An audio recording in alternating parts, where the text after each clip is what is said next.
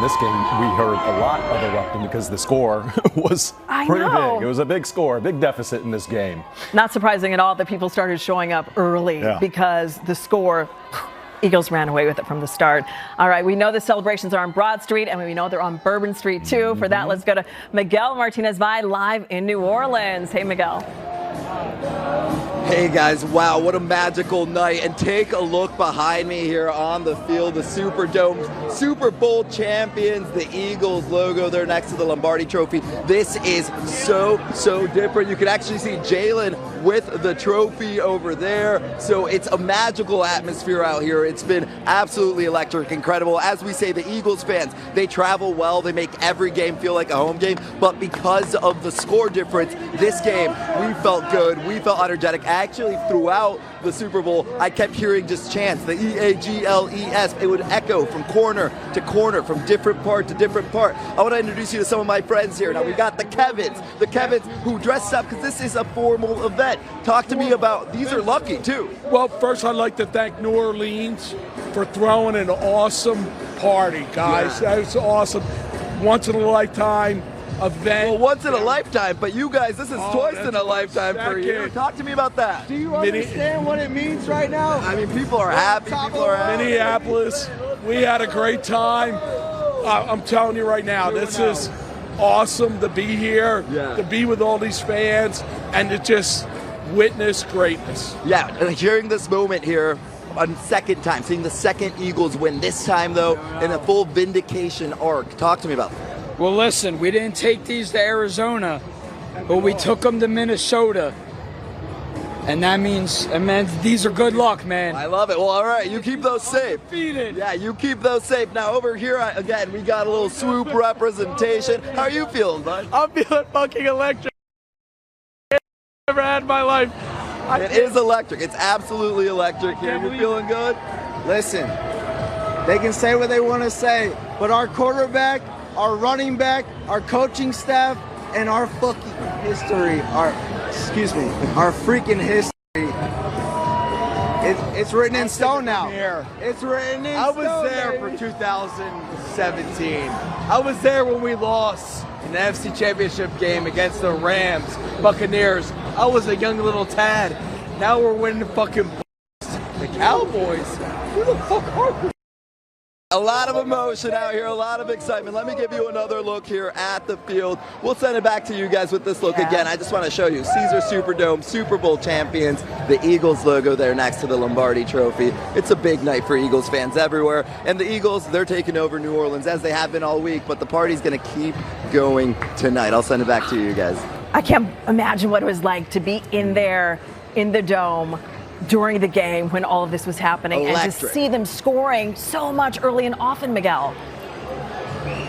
Electric, and like I said, you could hear it was the Eagles fans really taking over the Superdome. It was the echoing of the cheers. I didn't really hear any Chiefs fans kind of belting out. At one second, I was like, can Chiefs fans even spell? Nobody was throwing a C-H-I, out there. It was all E-A-G-L-E-S. So, yeah, we took over.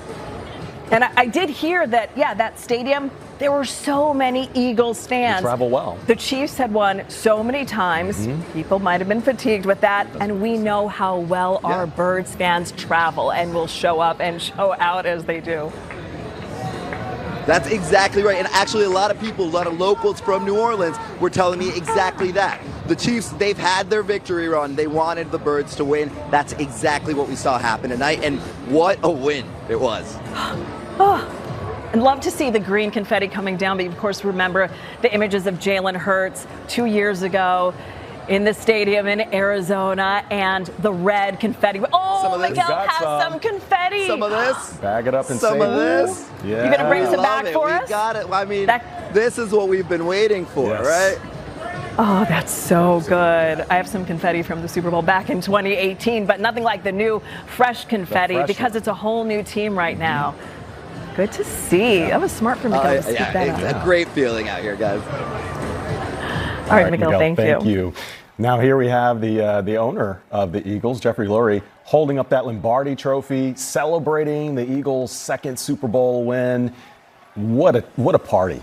What a time, and what a great job he's done, an awesome job he's done with this team this season, making some key pickups with Saquon Barkley and making some really slick moves to pick up Cooper DeJean, and what a big difference that made. But he has been so smart with this team and so worthy of this celebration. And there you see Jalen Hurts holding up that trophy. Jalen Hurts MVP. And the MVP as well. Love to see that for him. MVP performance. Yeah, he deserves it because, he doesn't get enough credit, nearly enough credit. Not at all, and for he should. how superb he's played this season. His record's been unbelievable. His record is unimpeachable at this point, right? That's right. No dispute. He is the Super Bowl MVP. And Jalen has always been so focused and stoic throughout all of it because he was thinking about the end game. Yeah. He wasn't just satisfied with one win after the other with the NFC Championship. He's like, we still have more work to do, and they're celebrating that right now. Let's listen in to the Nats of a radio call of the Eagles win. 5, 4, 3, 2, 1. It's over. The Philadelphia Eagles have won Super Bowl 59. They have beaten the Kansas City. Look how cool he looks. Still, they just won the game, and he is still stoic. He was I saw him on the sidelines with about 2 minutes to go in that game, and he looked the same. Still laser focused until the final moments of that game. I bet it would be different in the locker room. Oh yeah, right, we've seen the video. Champagne flowing, yeah. And love to hear Merrill Reese say that. Nothing like his iconic voice to say the Eagles now Super Bowl champions. All right, let's go to Tim Furlong, who I know is beyond over the moon. Look at you, surrounded by all that green confetti. I hope you did some snow angels in that, Tim. I know they won't let me out to past that white line, the 5-yard line, which is such garbage. I'm thinking at some point this lady over here is going to stop being so nasty to me, and she's going to let us go. I think once everything calms down a little bit, we'll be able to go out there, and I'm going to pick up a bunch of confetti. But that lady right there, she's my nemesis. This lady, she ain't so nice, that lady in the yellow jacket right there. But she's doing her job, and I respect that. But it is a magical night. You heard Miguel say it. And by the way, Merrill Reese is the absolute voice of my childhood. I can remember him back in the 80s. Greg Garrity split to the near side. Merrill Reese is a legend, and to hear that call, I didn't get to hear that call tonight, so to hear that call from here in New Orleans, that makes it even better because it's just such a magical moment. If you remember, Jackie, we were on TV back in Arizona in the end zone. I remember one of our anchors, I think it was Keith Jones, said, "Tim, they've had a good season. They gave it the best." And I wasn't having it. I was furious because they didn't win, and they should have won that game a couple years ago. Tonight, they took care of business in every way possible. Chiefs fans were almost not here. Tay-Tay's boyfriend, I'm not even sure he played in the game. Mahomes was swallowed up. I've never seen anybody get in Mahomes' head like this defense did. And if you had Jalen Carter running at you, I think he'd get in your head too. But it was just a magical moment. Now, just to give you a little rundown of how this all works here. In Minnesota, we were allowed to walk all over the field and just go up to players. Now they're locking us down on our little spot, so we can not really go get players per se. We have to kind of wait till they come to us. But it's hard to show you, but down the road, across behind my Telemundo friend here, Jaime, Coach Sirianni was over there. I saw Jeremiah Trotter Jr. and, of course, his dad, Trot, the Axeman, who's just got to be the proudest papa ever right now. And Jalen is over there, Big Dom. We saw Lane Johnson walk a little while ago. So everywhere you go, there's Eagles players, and it's just everybody's so sort of chill. During the season, they can't let down their guard, and they're very, especially guys like Jalen, they don't want to say too much. And I'm going to throw myself at the mercy of the court on this one. Jalen, I think a lot of people picked on Jalen because he does not always throw to the spots. He's not the Tom Brady defense reader, but he's a winner. The guy's just a winner. And now 2 Super Bowls, guys. I mean, come on. I mean, that's insane. I mean, 2 Super Bowls. Think of how we think of Nick Foles. There's a statue to Nick Foles. And now Jalen has 2 Super Bowls and 1 win. And this defense, by the way, the defense, Vic Fangio, you could argue that they're the MVP because if you don't shut down Patrick Mahomes, maybe possibly on the verge of being the GOAT, if you can't shut him down, Jalen and the offense don't have the room to do it. The other thing I want to say, Saquon. Somebody said, Saquon didn't get as many yards. The threat of Saquon tonight won the game for the offense. The threat of Saquon, they were scared. The Chiefs were scared to death and they're cheating up to play Saquon because they're afraid of letting him bust the big play. So that meant linebackers cheat up, and that meant the guys like A.J. Brown, Devonte Smith, Dallas Scott, they all had more room to work. That's how football's supposed to work, and it was just so exciting to see how that all came through. I'm just trying to scan the area to see if there's anybody we can sort of snag. Not at this moment, but all you people that have been emailing me and texting me about getting you confetti, I will do my best. I have a big trash bag, but again, once I get past the 5-yard line, I need a tush push. My photographer, he's going to tush push me past that lady so I can go out in that field right there. There's so much confetti there with my name on it. So I'm going to get it for our viewers and my family and friends that are asking for it. So what are we going to say, guys? I'm sorry. Don't forget about your boy here on the set here, back in Philadelphia. I won't forget it. Yeah, and by the way, I've had so many people from different places you've worked saying, Kevin Holmes, some of your friends from Raleigh. I have people coming up to me all the time going, say hi to Fred, say hi to Fred, say hi to Fred. So lots of people saying hi to you. We'll talk off the air about that, though. But yeah, it's great. It's super exciting, guys. Appreciate you, yes. So much excitement out there where Tim is, and confetti falling, and a lot of credit going to the complete team, the defense putting on a clinic. Oh, my gosh. Right? Yeah. The entire Eagles team is so strong. Like he said, the Chiefs were so focused on containing Saquon, but we have a lot of other weapons. Saquon's amazing, but we had A.J. Brown and Cooper DeJean, who scored on his birthday. Right now, you're looking at the celebrations on Broad Street. A sea of people continues to be so thick. After the NFC Championship win, I actually went out on Broad Street, and it was the thickest I'd ever seen. And every time the Eagles win, I step out there. But this is even thicker than that. Yeah, you can tell. And the big concern, there was a big safety concern during that celebration for the NFC a couple of weeks ago, Spring Garden. There was, a driver who ran through the crowd. You had that tragedy on the pole from the Temple student, and someone shooting bullets in the air. But this seems to be going well right now. All of the celebrants are happy, they're celebrating, they're friendly, and the police seem to have a handle on this, at least at the moment, according to what we're looking at here. But, just a great time tonight with this celebration. Fans are celebrating. Eagles are celebrating in a big way. Yeah. Cooper DeJean scored on his birthday. Today is his birthday. It was also Saquon Barkley's birthday. What a huge TD for him. The first ever in his NFL career for Cooper DeJean. Yeah. Hailing from the University of Iowa. Let's listen to him on the field after the win. I don't even know what to think. It's crazy. Just happy to be here. Happy to be a part of this team. We got a lot of great players. Hey, what about, rookie year, Super Bowl? Tell me about that. How crazy is that? Wow.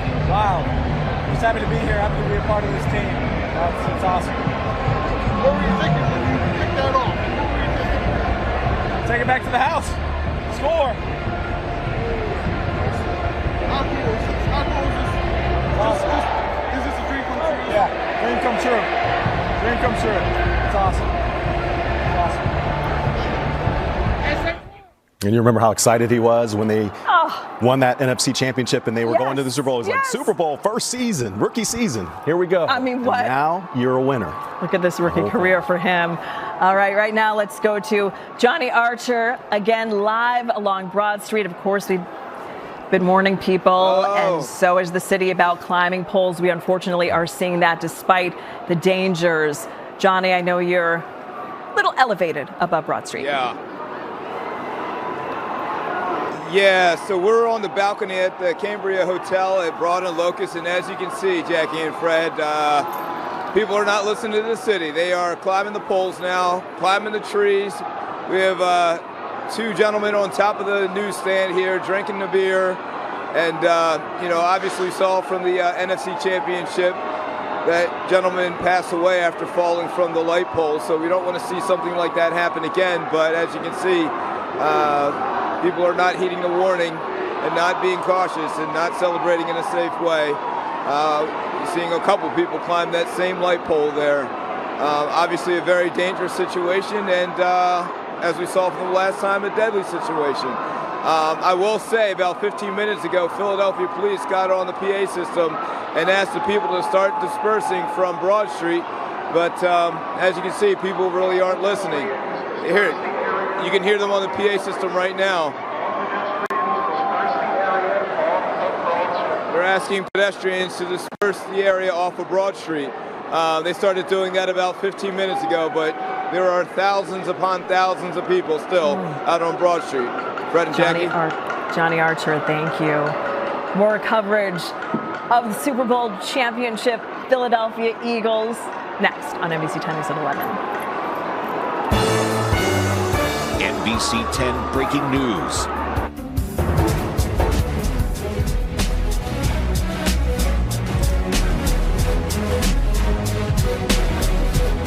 The Eagles are Super Bowl champions. Let that sink in again. For the second time in team history, the Birds won the Lombardi Trophy. What a dominant performance from the Eagles. A 24-0 lead at halftime, a final score 40-22. The party hopping along Broad Street, City Hall, and all across the Delaware Valley. Thank you for joining us on this exciting night in Philadelphia and the region. I'm Jacqueline London. And I'm Fred Shropshire. Revenge is sweet, isn't it? It really is. It really is. Yeah, the Eagles crushed the Chiefs and win Super Bowl 59. Sky First 10 live over the massive crowd celebrating in the streets. Streets have been blocked throughout the day in anticipation of an Eagles victory, which they got. Yeah, for once, there was no doubt about it, at least on this victory, from Northeast Philadelphia to Center City and all the way down Broad Street to South Street.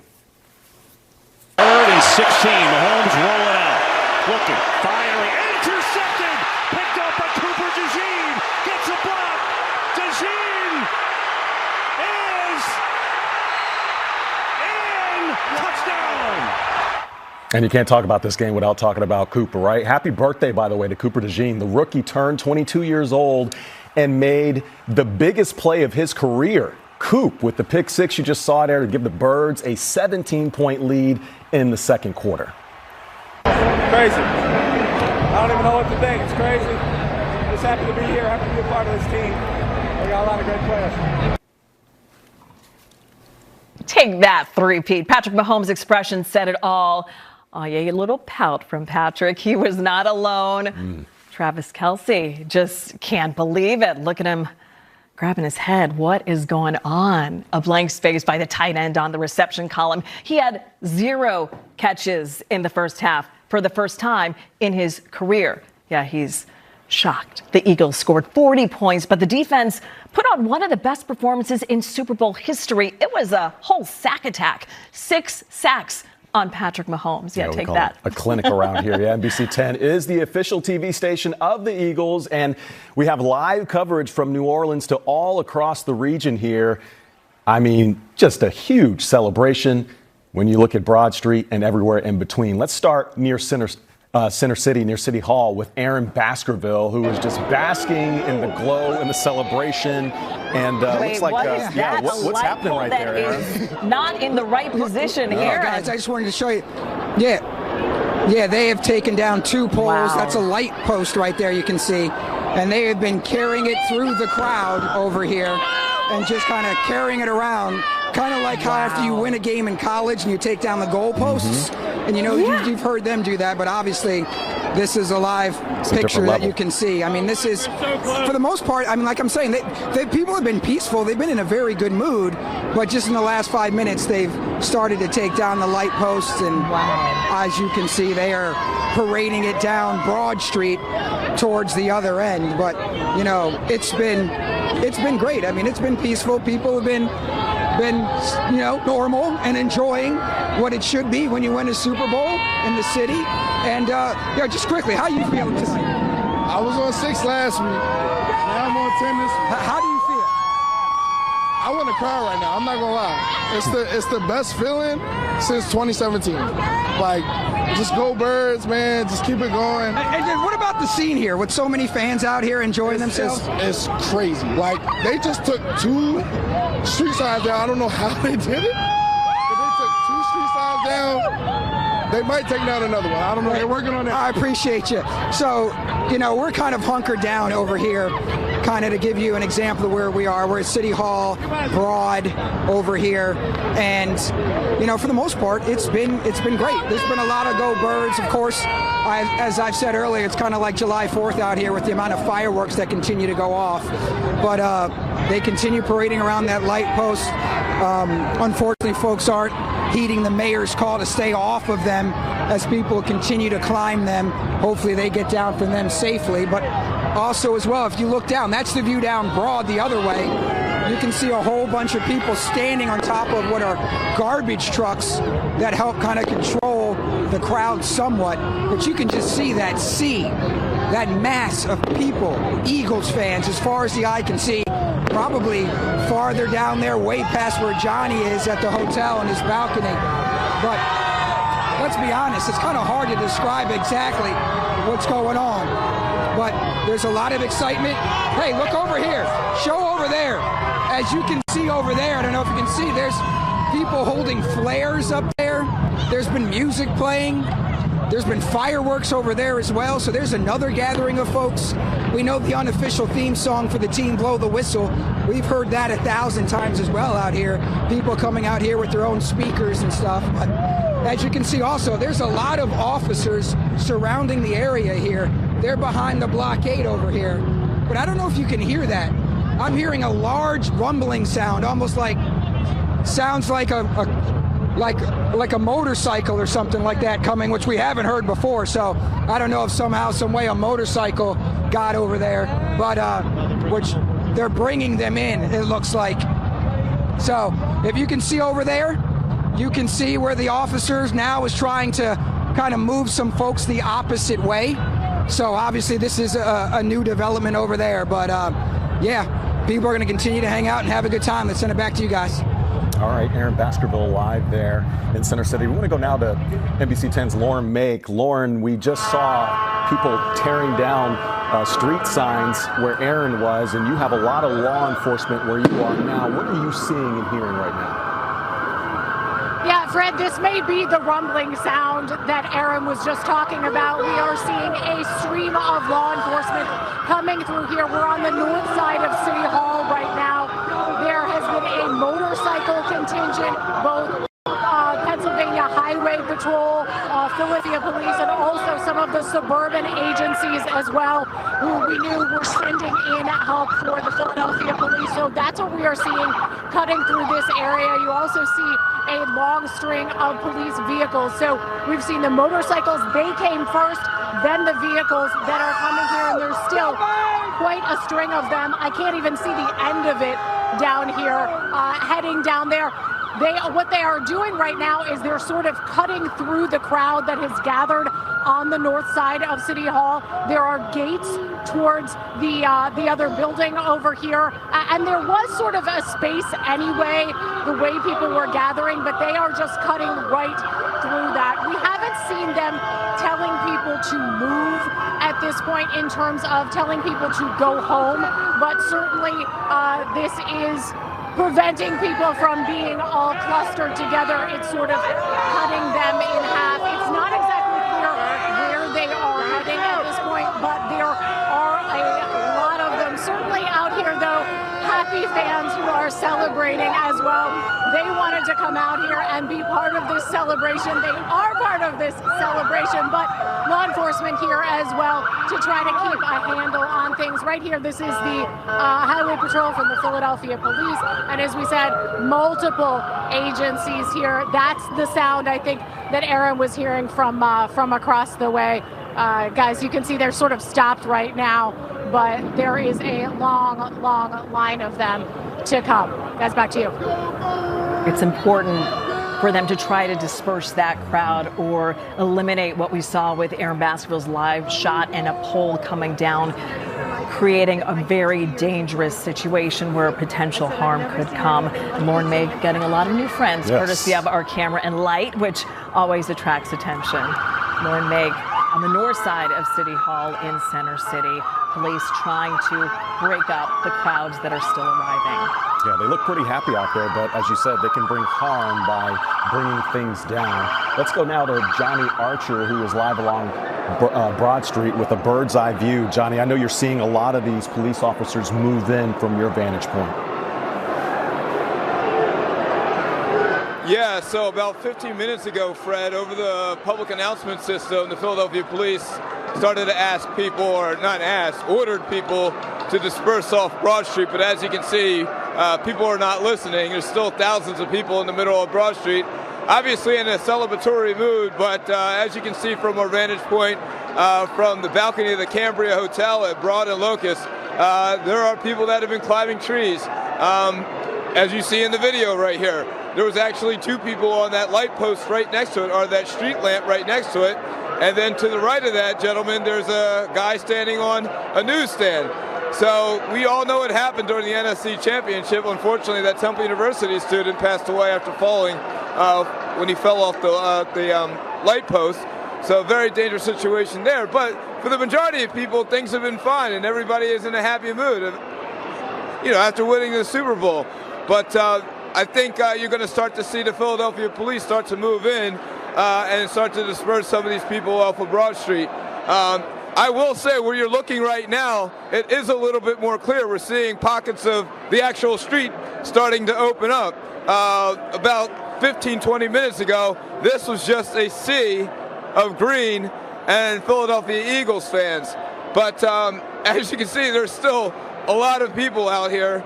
But, this is a special moment in Philadelphia history. Winning the Super Bowl is quite an achievement, and this means something truly, truly special for Philadelphia Eagles fans.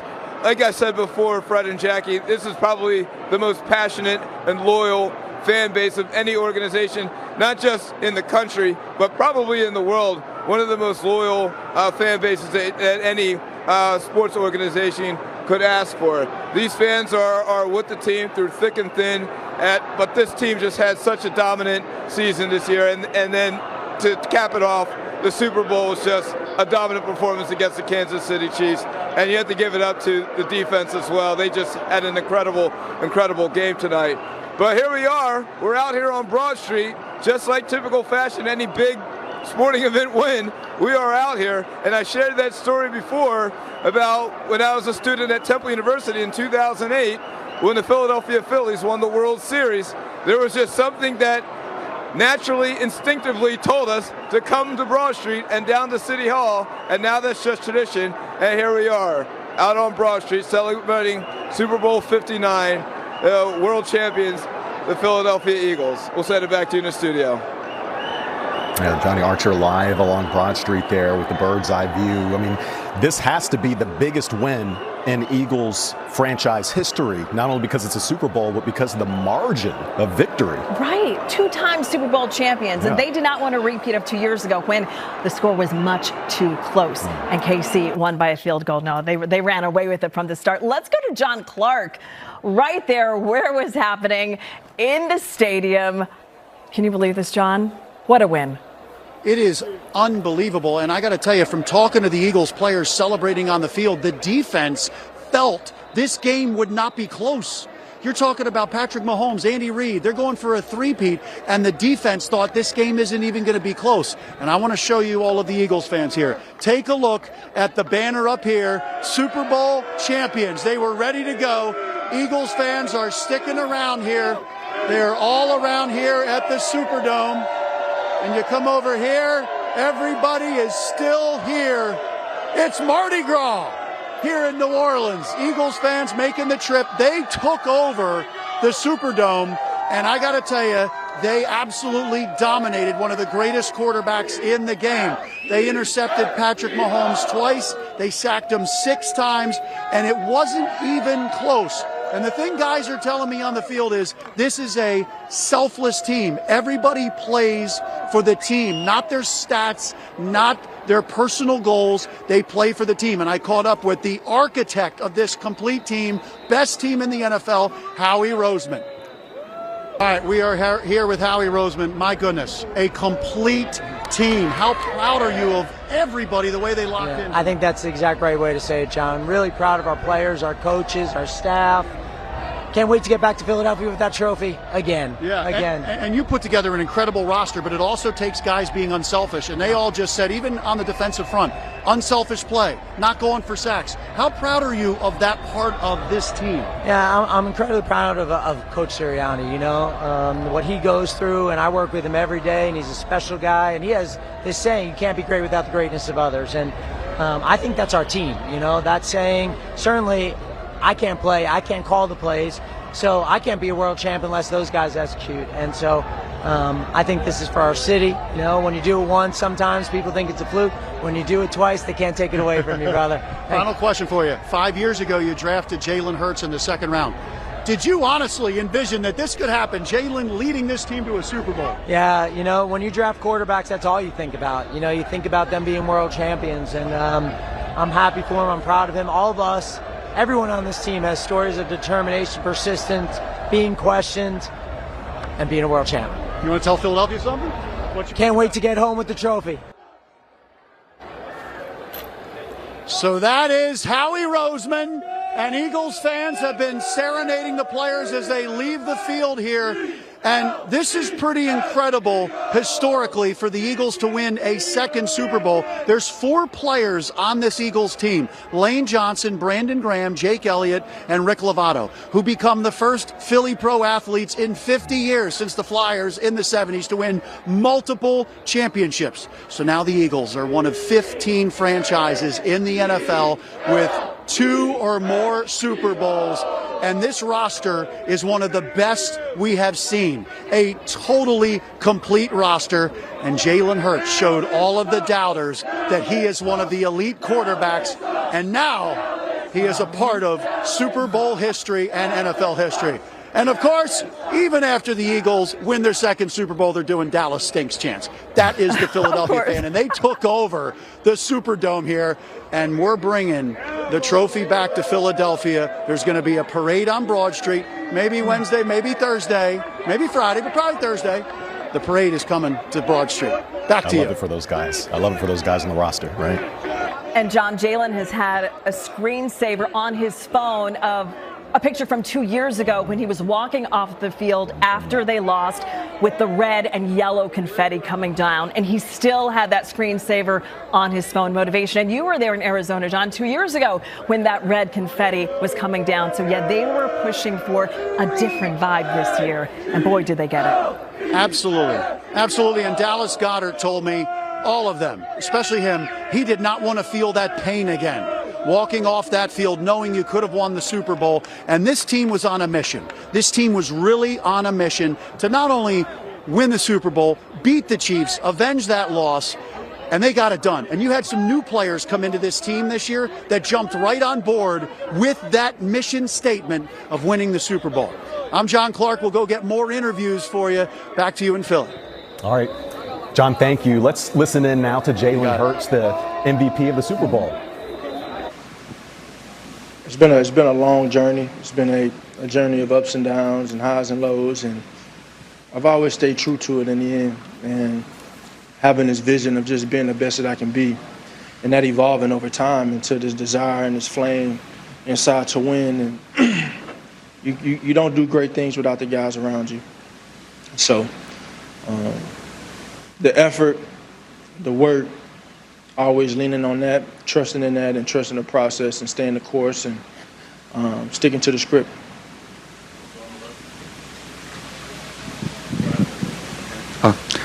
Hey Jalen, congrats on the win. Thank you. You became only the fourth quarterback in NFL history to lose their first Super Bowl and then go on to win one. There's been at least 30 guys in their career who haven't managed to do that. I think that speaks to your mental toughness, and obviously even the first Super Bowl, you still played great. What does that just mean to you to hear that out loud, and obviously to silence some doubters, because there have been some throughout the season? Everything comes with it, you know, and I've always found a thrill in any doubt and any questioning and any opinions. It's always been something that I've embraced, and I don't want it to change now. It's because of the results. So just running your race and playing with purpose. You know, this is what I'm called to do in this season of my life, and I'm gonna give it all I have and try my best to leave no stone unturned. Jalen, was that part of the game plan from the beginning that you could throw against the Kansas City Chiefs and go along with your receivers? It was just something that kind of came. It was something that kind of came. You know, I just think it's something that kind of came. You know, we just was able to execute. And I think the main thing I'll point to is you being able to find ways to win in multiple ways, you know. We've been able to be dominant on the ground, We've been able to be efficient in the pass game and do what needs to be done when it needs to be done. And I think over the course of our year, you guys have heard me say, just because we don't doesn't mean we can't. And when you hear a statement like that, I think it always comes down to, well, what is your mission? And why are you doing this? I'm doing it to win. I do it to win. This team approaches it just to do the same thing, and that's what it's about. I'm not going to look back at anything and remember anything that someone said about me or an opinion that was had. I'm going to think about the championships that we won. Jalen, was there a moment in that game when it kind of becomes like, I'm over here. Let's make a statement here. Like, we're doing this to one of the best teams, best franchises in recent memory? No. It's about us. It's about us and how we approach things, and it's never getting too high, never getting too low, and just processing it. You got to be able to use these experiences that you've had in the past because they're all formative for the future, and I think we've been able to do that. I think we've been able to do that. So I give a lot of credit too, man. I think just from a chemistry standpoint, that all those Georgia guys and all the familiarity we have on our team, how that defense plays, they've had that continuity for a very long time, and so I think they've been able to carry that on from Georgia to Philly. And honestly, the same thing on offense, being able to build off of prior relationships and be all in on this one thing, And I know Saquon's new to the bunch, but we've all watched him play throughout his college career. We've always known the type of player he is, the best back of our time. And let's put it all together. Hey, Jalen, David Andrade with Tico Sport. We saw you having a moment with your family after the win. What does it mean to them having this big win for you? We'll see. I know everyone's excited. Everyone has been there along the journey, too. Everyone's been there along the journey. I think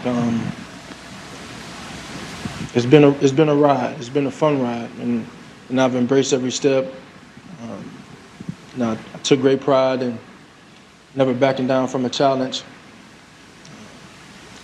Always turning my negatives into positives, turning my weaknesses and making them my strengths, and it's taking great effort and determination to evolve my game over time and just continue to grow and improve. And I know my family's been there every step of the way. Jalen, Andrew Greenstein of Louisiana Radio Network. In college, the first time you played for the College Football Playoff Championship, or the BCS Championship, I should say, you lost that game. You were benched in the game that Alabama won. You went to the Super Bowl 2 years ago. You didn't come out on top then.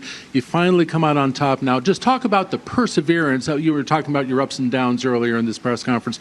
The perseverance now that you have finally made it to the top of the mountain.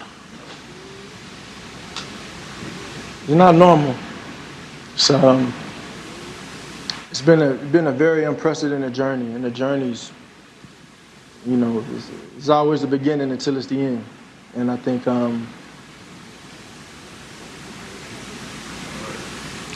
it means a lot. Quantifying all that work over the years, embracing everything, taking every challenge head on, and taking every joy and moment of achievement and success head on as well, and processing them all as one. Hi, Jalen. Congratulations. So your phone screensaver has been you seeing the confetti drop on the tweets. And when I think about that wasn't even supposed to. I told them I'm gonna start finding their ass in there. They had their phones out in the team meeting, But are you going to change it now that you have pictures of yourself in the confetti winning? I don't know. Maybe it's something I need to stay there so I can come back here. Yeah. How important was it to jump out to such a commanding lead in the first half against a team that seems to always squeeze out close wins? Well, I think for us, we've been able to win in the multiple ways, and it was just really about taking it a play at a time. I look back on previous games and in the previous years, and you want to put a high value on finishing, having great focus and finishing, you know. And think about the last time we were in this game. We were up 10 at halftime. And, you know, they played a hell of a game to get back into it. And but we wanted to put a high focus on finishing it the right way. And it took a team effort. Vicki Jones with VMH Sports right here. So Patrick Mahomes just said literally a few minutes ago he knew you would be back. That's one part, and how you feel about that. And the second part is you spoke of it again, purpose. If you've had a moment to think about it, or if you thought about it beforehand, how has this win added to your purpose? The first being, again, Mahomes, what he knew about you, and how this is added to your purpose. I got a ton of respect for Pat and everything he's been able to accomplish. Always a pleasure competing against him. Utmost respect to him, and I think in the end, you know, things come right on time. And you know, the last time around, it wasn't our time. It wasn't my time. And sometimes you have to accept that you have to wait your turn. You know, and dealing with all the, you know, everything that came with the last Super Bowl is, you still kind of leave it empty a little bit, because as great as a performance was, it wasn't enough to win. And I think going through those emotions and processing those things and processing that experience lit a great flame in me and enhanced my desire to win significantly. And so, ton of respect for Pat, ton of respect for the process and what it takes, because all I can think about is all the work and the purpose never changes. I think you know, your values never change. You know, I think in the end it comes down to how people look at you. I'm gonna always be the same guy. You know, and I was telling someone earlier, I'm that same kid that. You're just listening into Jalen Hurts MVP and his first Super Bowl. Let's go to the locker room live right now. You see BG, Brandon Graham. Who knew that he would be able to play today in the Super Bowl after suffering that tricep?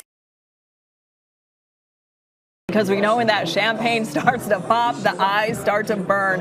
What a celebration there. The Eagles in the locker room celebrating their second Super Bowl win in franchise history. And they are worthy of a celebration in that locker room. They've worked so hard, a complete team effort. The defense dominating, getting in the head, obviously, of Patrick Mahomes, who will go down as one of the greats, if not the greatest quarterback, at least at this point. You heard during that news conference, he knew Jalen would be back after losing to him in that first go-around back in 2023, and how, you know, the purpose really doesn't change for him.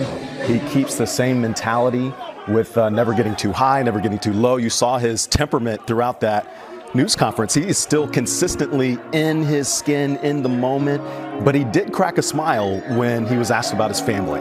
You saw him crack a smile, saying that his family has helped him turn those negatives into positives and helped him every step of the way. He cracked a smile, but he also got a little emotional. You could hear in Jalen Hurts' voice. Yeah. He paused a lot, and we never see that from him. Jalen saying it was a burning desire to win. So definitely touched by this moment, as he should be. John Clark in the locker room now with the team. Hey, John. Hey, Britton Covey, please let Philadelphia know what it's like in this locker room right now, celebrating the Super Bowl.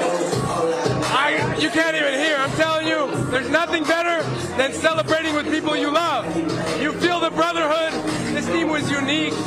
I'm just so proud of them, all of us. It feels, I didn't even play, and I feel like we accomplished the And there's Jake Elliott with some champagne. What makes this team so special? Yeah, I've never met a team truly care for each other. And when you care for each other that much, you go the extra mile.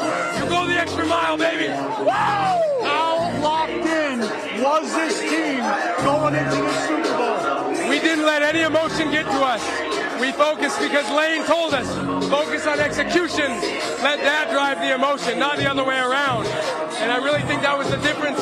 We just locked in so much, and now we can enjoy freely. So, what do you want to tell Philadelphia about this plane ride back and what you're bringing to Broad Street? Oh my gosh, I'm so excited. My wife is 9 months pregnant, so I got to go home and hopefully have a baby first and then come out to the parade. But just thank you. We love you. We appreciate everything. Seriously, it felt like a home game again today, like always. Congratulations to you and enjoy this. Thank you, Britton. Appreciate it. It is a wild scene here in the Eagles locker room. And there is the Lombardi Trophy right over there. Let's try to sneak in and see if we can see it. Here it is. Hold on, it's going to go in the air. There's the Lombardi Trophy. Here it comes. There is the Lombardi Trophy right in the middle of the locker room.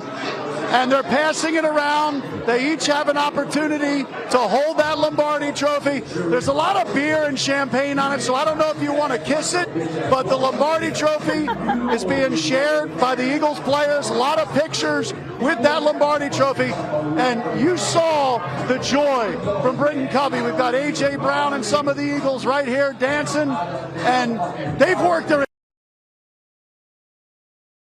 to win the Super Bowl and hoist the Lombardi Trophy. And I got to tell you, you heard some of the guys talk about how unselfish this team is. There's so much talent on this team, but it takes unselfish players to completely come together and win as a team. There's Cooper DeJean with the Lombardi. He had the biggest play in the game. The Eagles were up 10-0. But the Chiefs had the ball, and Cooper DeJean had his first interception in the NFL, taking it to the house. A.J. Brown with the Lombardi Trophy and a big bottle of some very expensive champagne. I don't even know what it's called, but A.J. Brown has worked so hard for this moment. There's Howie Roseman next to him with a cigar, dancing. Oh, yeah. On live. Howie Roseman dancing with A.J. Brown. How special is this? And I'm going to see if Lane Johnson will talk to us in 1 second. There is the owner, Jeffrey Lurie, with the Lombardi Trophy, his second one. And Jeffrey Lurie's got some moves.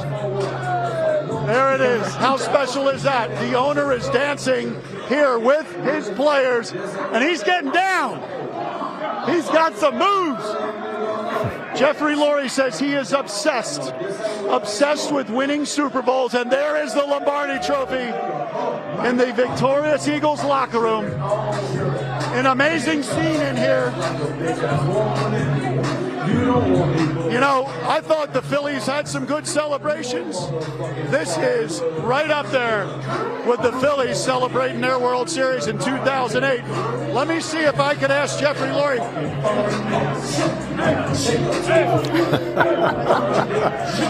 All right, Jeffrey, just to let you know, we are live. We are live back in Philadelphia. They were very impressed with your moves. Give us an idea of the joy that you have getting a second Super Bowl and bringing it back to the people of Philadelphia.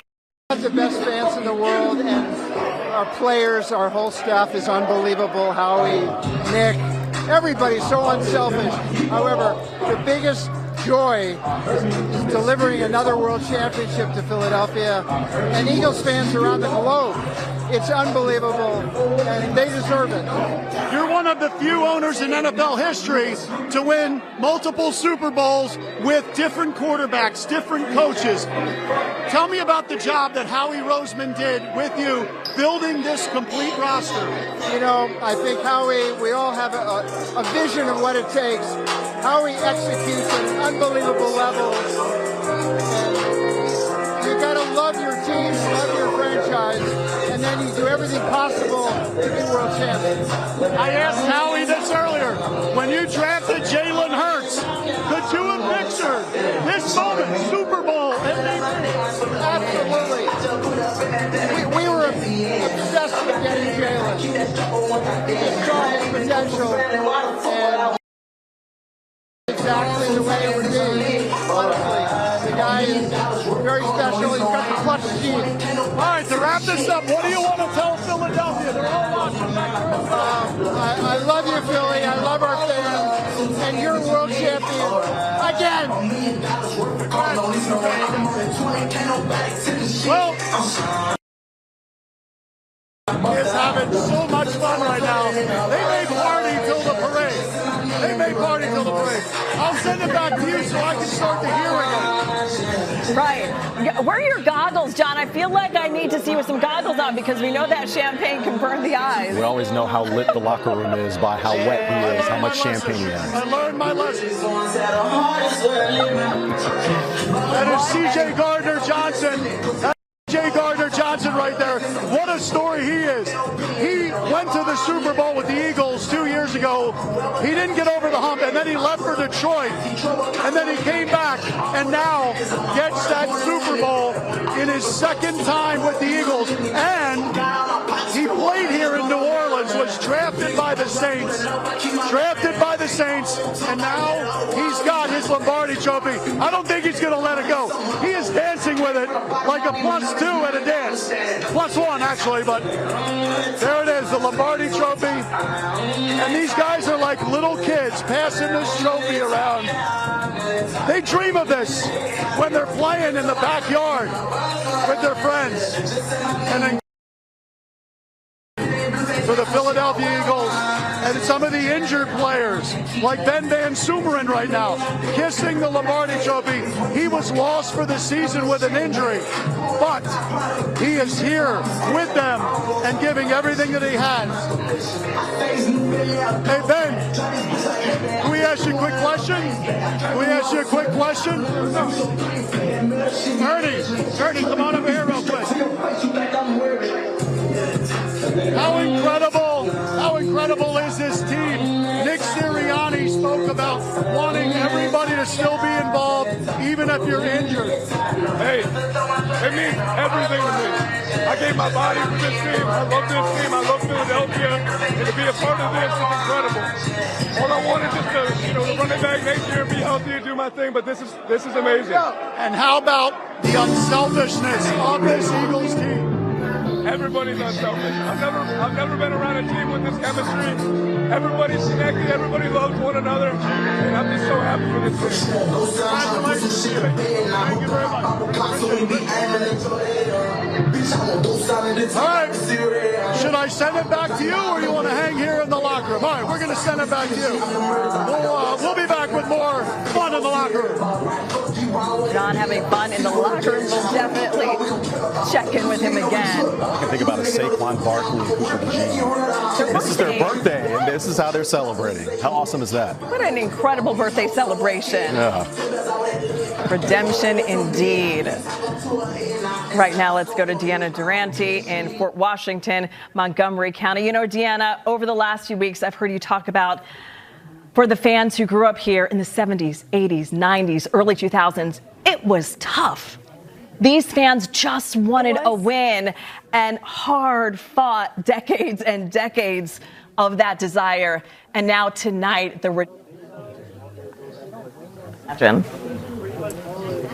I have a theory about why the Kelly Greens are so popular, because I know as a kid when we would have those, the baseball jackets or the football jackets with the white leather and the Kelly Green, and we were cheering for our team, and they just weren't getting it done. Well, now we're old enough, and we remember the Kellys, and we want to wear the Kellys, but let me show you what people want to wear. You said I was in Fort Washington? Well, we were, but now we're in Willow Grove. We're inside Rally House, where when your team wins the Super Bowl, what do? Well, if you're going to go to work tomorrow or school, then you got to have the gear, right? So Rally House has out here on the tables all of their Fly Eagles Fly, the Super Bowl champion shirts. And take a look here. Chase, I'm going to have you keep walking back here. Look, so people are buying their gear here, or they're selecting their gear. How far did you guys drive to get here? 5 minutes. Not too far. Nice, easy one. Okay. So they've got the store set up. We're going to walk back here. Take a look at the line here. So of course Rally House. They've got all the gear for all our Philly teams, but of course tonight people are focused on just the one. So you come in through the front. You pick up here from the tables. You go back here, there's some more stuff here. Look at this. You've got the youth t-shirts, you've got the teal, the gray, the black. They're putting out more as we speak. We've watched them refill the tables. And then you come all the way to the back of the store here, and this is actually where the cashier line begins. So here we go. We got to get past the flyers, and then the line goes here, wraps all the way to the other side of the store to be able to pay for these shirts. This is what people are doing before they go to bed tonight, if they're going to bed. Are you guys planning on going to work tomorrow? Yes. Yeah, but you got to have your gear, yeah? Exactly. I have to have my gear, so when I'm on camera tomorrow, I will have this on. I'm ready. Zoom calls tomorrow? Yes, Zoom calls tomorrow. All right, I was going to say you're on camera. No, for Zoom calls, I'll have this on for sure. Where are you guys from? I'm from Philly. Oh, so you came into the Burbs? Yes, not too far, only Not about too 15 far. minutes. So this was the closest one This is for the you? closest one, so we just rode on over. All right. Where's yours, sir? Are you just buying for her? Well, we're going to come in tomorrow and get my size and everything like that, so we're going to be here. You're going to be shopping? We're going to be shopping. Oh, A lot yeah. of people. I thought there's no way. There's no way. People are going to go home. They're going to take a rest. Parking lot's full out there. Yeah, it's packed. We were surprised. We called ahead to see if they were going to be open, so we just ran over once we saw they were going to be open. Well, I think we found where the cars are outside, but all the people are in here. Take a look here. Did you guys have some fun tonight? Were you guys out? All right, you can see people need to have that gear for their Zoom calls, their school and office parties tomorrow. That's the very latest in Willow Grove. Back to you guys. All right, make sure you get yourself some good gear there, Deanna. Thank you for that report. Always nice, too. I don't know, the line's a little too long. Oh, yeah. Oh, yeah. We keep hearing folks are going to work. They're going to work, they're going to school, but they will have their T-shirts and their gear. They might sleep in it tonight, right? Yeah. Let's go to Shaira Arias in South Philadelphia. Ooh, surrounded by a lot of new friends. Hey, Shaira. Hi, Jacqueline. I got to tell you, these fans have been waiting for a while to be here with you guys and show you guys how much they've been celebrating. You guys are live. Go ahead.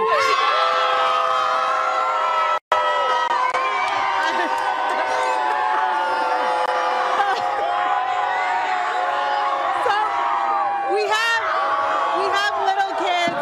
We have their parents. We have people from the neighborhood.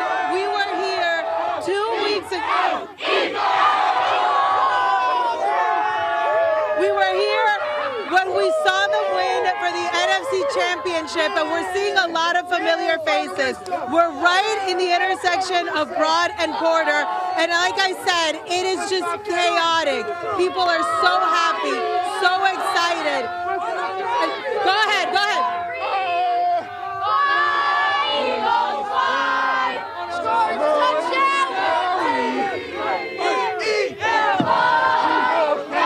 Let's talk to some of the folks. I'm going to move right over here because I'm telling you, everybody is just so happy. We've seen plenty of police presence. Nobody has been climbing up on poles. It's a very happy family group that we're seeing. Little kids. Vincent is a twin, right? Vincent, you're a twin? Yeah, How do you feel about the Eagles winning? Blow the whistle, Feel buddy, good. blow the whistle. You feel good? Jalen Hurts is the GOAT. He is the GOAT. We're here with some more friends who've been waiting to talk to us. You told me your name was Juan, right? Okay. There you go. Joe. Yeah. How are you feeling tonight? Feeling great tonight. There's no more hate. There's no more intolerance that we heard the past weeks. Tonight, everybody's Philadelphia. It's all about love. It's about love, baby. It's about love. It's about love. I want to show you guys what it looks like just further down. I'm a champion, Mom. I'm a fucking champion. I want to show you guys how crazy the party's getting all the way down Broad Street, okay? And then once you hit the intersection of Broad and Porter, you can see that right in front of the Marconi Plaza, there's just a massive crowd of people that have gathered. You know, right before the game was over, there weren't even that many people outside, but they just started to trickle out of their homes and started to party. We're seeing confetti on the floor.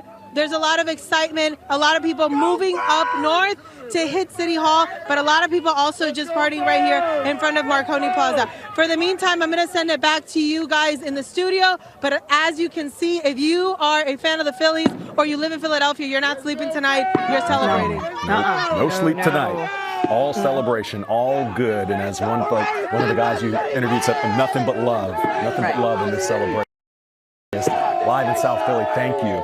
Let's take a live picture now. This is over Frankfurt and Cottman here, and you can see a thick crowd there. Folks still celebrating at this hour. This is still early in the celebration, too. We expect this to go for several hours. We know hardly any sleep is going to be had because folks are just celebrating. Eventually they'll go to sleep, and then it'll be sweet dreams. But no nightmares, all dreams. All good Meek Mill dreams and nightmares. It's all dreams right now. Yeah, and you notice the police are standing there off to the side, calm. They aren't really interfering or intervening at this point with the barrier there. We saw folks tearing signs down closer to City Hall. But from this vantage point, it seems pretty peaceful right now. We saw on the north side of City Hall that a lot of police cars were moving through the caravan to try to prevent any destruction and these massive crowds. Right now, we want to go to an interview that John Clark had with Brandon Graham. So good to see BG back from his tricep injury to play today in the Super Bowl. Let's listen to that.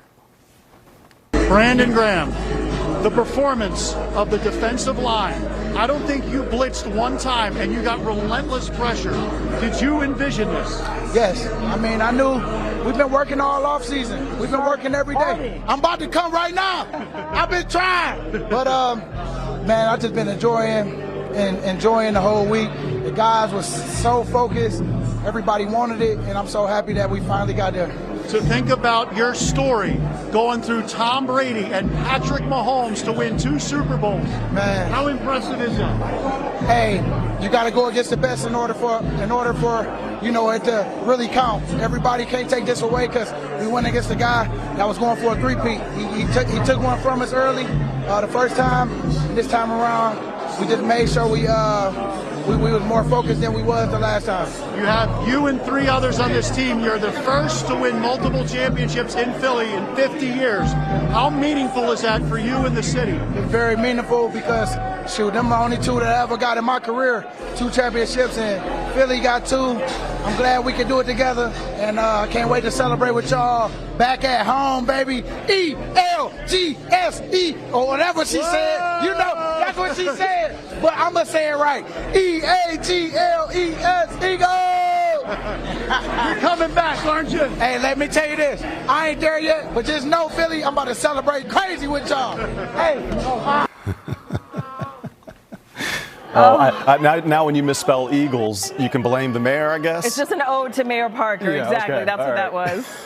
Let's go to Lauren Mayk in Center City. Lauren, when we saw you the last time, we saw a caravan of police. What's the situation like there now? Yeah, guys, let me give you a quick update of where I am. We're on the north side of City Hall. Notary Hotel is right here.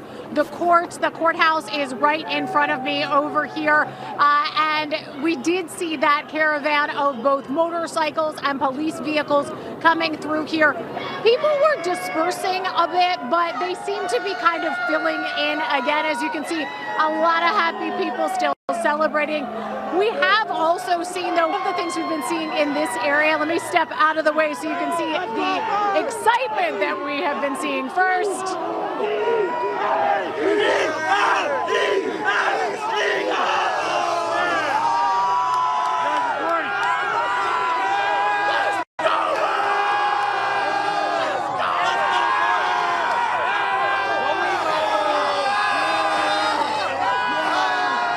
All right, guys. They are super excited and looking to celebrate for a little bit longer. We do see over towards City Hall that there are police who are standing by, but they do not seem to be interrupting the celebration here at all as people are having a good time.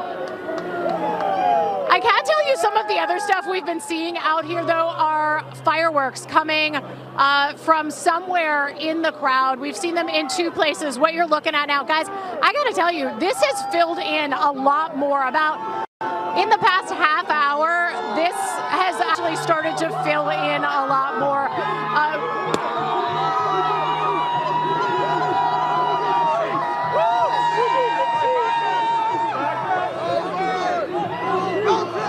Do we have that video that we showed, that we took a little bit earlier? I want to walk you through that.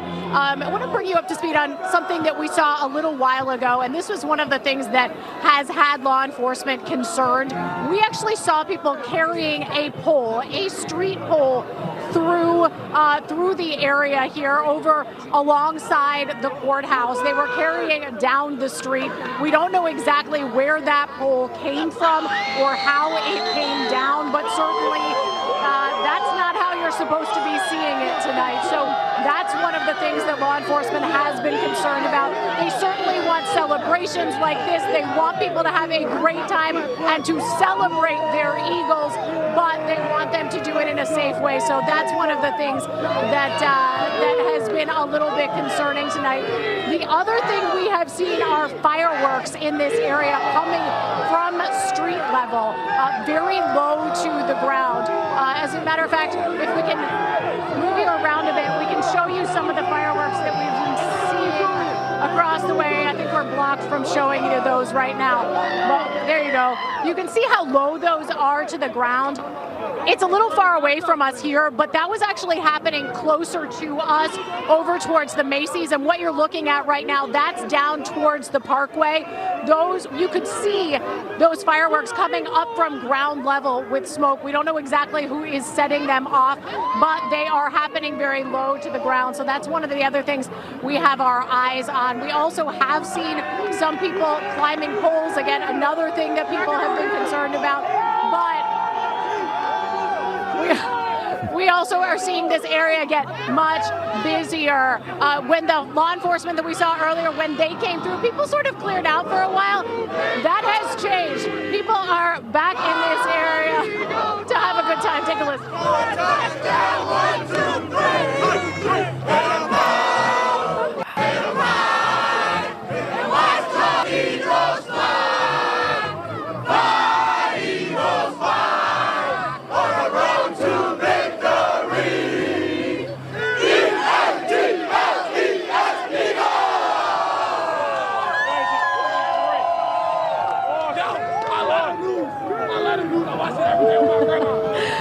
You hear that song? You hear that song a lot tonight, guys. We're hearing it a lot as well. Yeah. Those Eagles chants.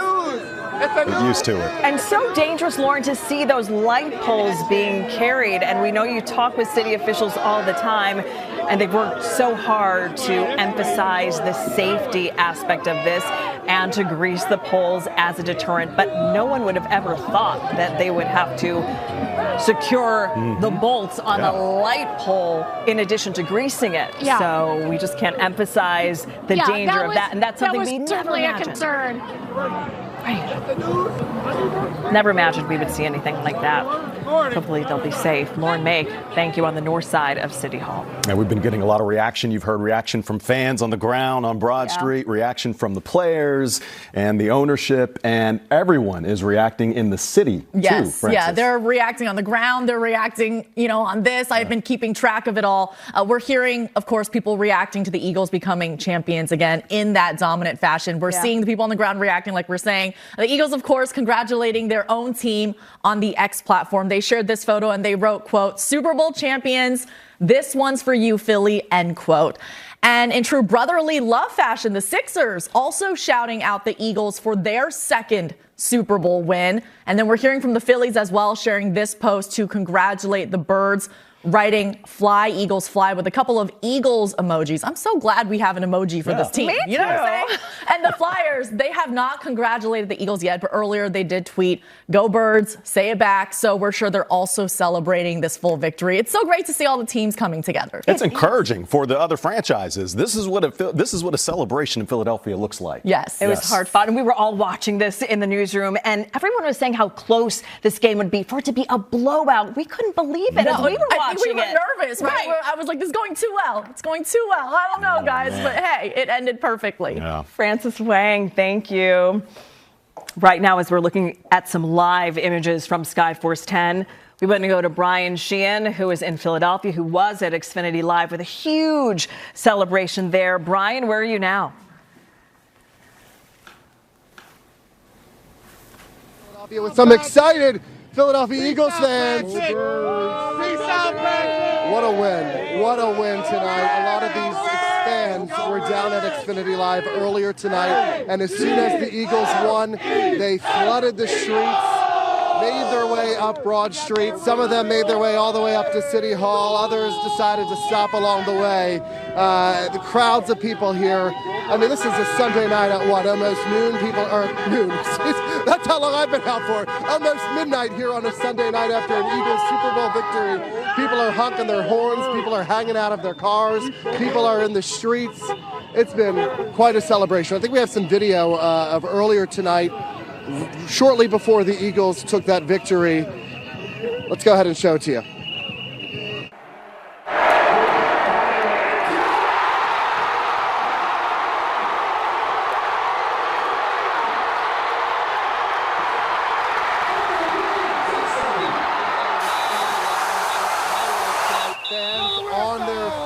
Birds held that lead, that gigantic lead, for the entire game. Go Birds is absolutely right. And of course, keeper DeJean had that unbelievable pick six. Guys, this is what happens here. When people see the light, they just come right towards us, celebrating. I think we talked to some fans. I think we have that sound ready for you, some fans. So excited for that Eagles win. Take a listen. Okay. All right, well, this is the sound we were going to show you. Like I said, when we first came on here, we had, what, 10 people with us? They just come from the woodwork all over in every direction. That's right. We're going to be out here. That's right, number one. Number one. We're live right now on NBC 10. Yes. How are you feeling? I am feeling so great. I am feeling so great. I am so happy we made it, and we are going to go next year. Next year. First we have to parade down Broad Street. That's right. Next year. This is a night for the record books, guys. We'll send it back to you. Oh, man, they're making plans already. We got to get the parade on. And then we'll talk about next season, right? Let's just bask in this celebration for now. Man, they are so excited everywhere we look. Eagles fans celebrating. Well, we got Tim Furlong, who is down in the Big Easy, still on the field. And Tim, looks like you've got a big bag there. You got some confetti for us all here? Yeah. Love it. I do, but look, there's our photographer Reese out there showing some. I think that's photographer crack, is what I think that's called in the business, just like the plumbers have when you're bending over. But that's literally how we go about. Like, look how much I have here, guys.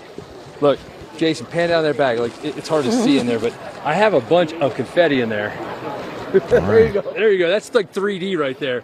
So I've got a lot, and I'm going to get more. There's a real, there's an art to the scoop here, guys. And I should say this. I don't want to make it sound like we're not working, but a lot of the activity has gone into the locker room now. It's just like family members and executives and things like that coming out. So we are doing the bend and scoop for the confetti, and it's pretty funny. Jason is actually behind the camera, not paying attention to his job and the camera because he's actually checking his confetti bag, which is a violation, by the way. Can you just show the guy in the suit right there?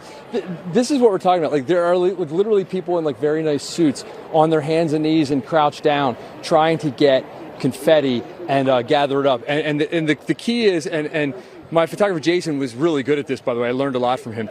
Is you don't just claw at it and scrape, guys, on this Astro, because too many of the little rubber bits come up. So you have to kind of glide your hand across, make a pile, and then you get it. So yes, I have some. So for all the people that I haven't heard from in years and years and years, who are all of a sudden my besties that are texting me tonight, guys, I have some. And if I have any left, maybe I'll give it to you. But family first, and then some of my coworkers, and then we'll see.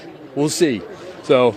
But if you haven't talked to me in like 5 years or texted me, don't text me asking for confetti, because that's a violation. Back to you that's guys. shady. They can't But do for that. you guys, Jackie and Fred. Okay. Jackie and Fred. We like including that. the ones, by the way, that are shaped like, some are shaped like the Lombardi Trophy, by the way, which that's the real deal right there. I like that. So those are the collector's item. And Jason just gave this to me, and he's not getting it back. That's your punishment for not paying attention to the camera, Jason. Back to you guys.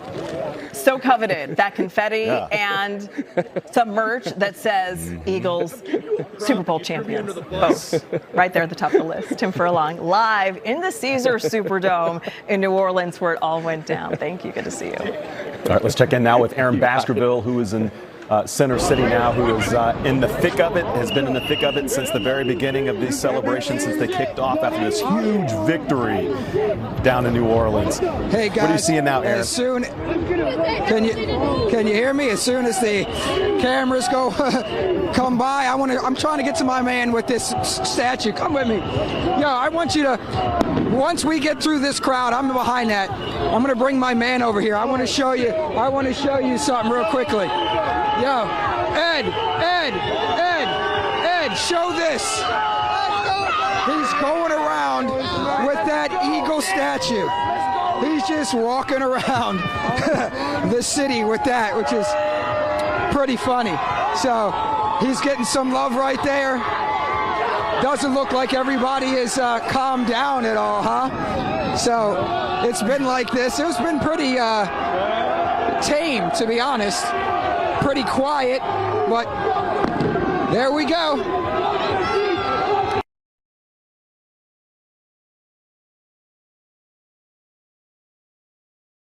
To the fence over here while they can have their FaceTime, but right now we are on the other side of City Hall near Broad Street. Yeah, I appreciate you, my guy. So we're on the other side of City Hall from where Lauren is at, and Ed's down there just kind of giving you a little bit of the flavor of what we've been seeing for the past, hour or so. But, there's just that excitement that comes with, of course, winning the second Super Bowl for the city of Philadelphia.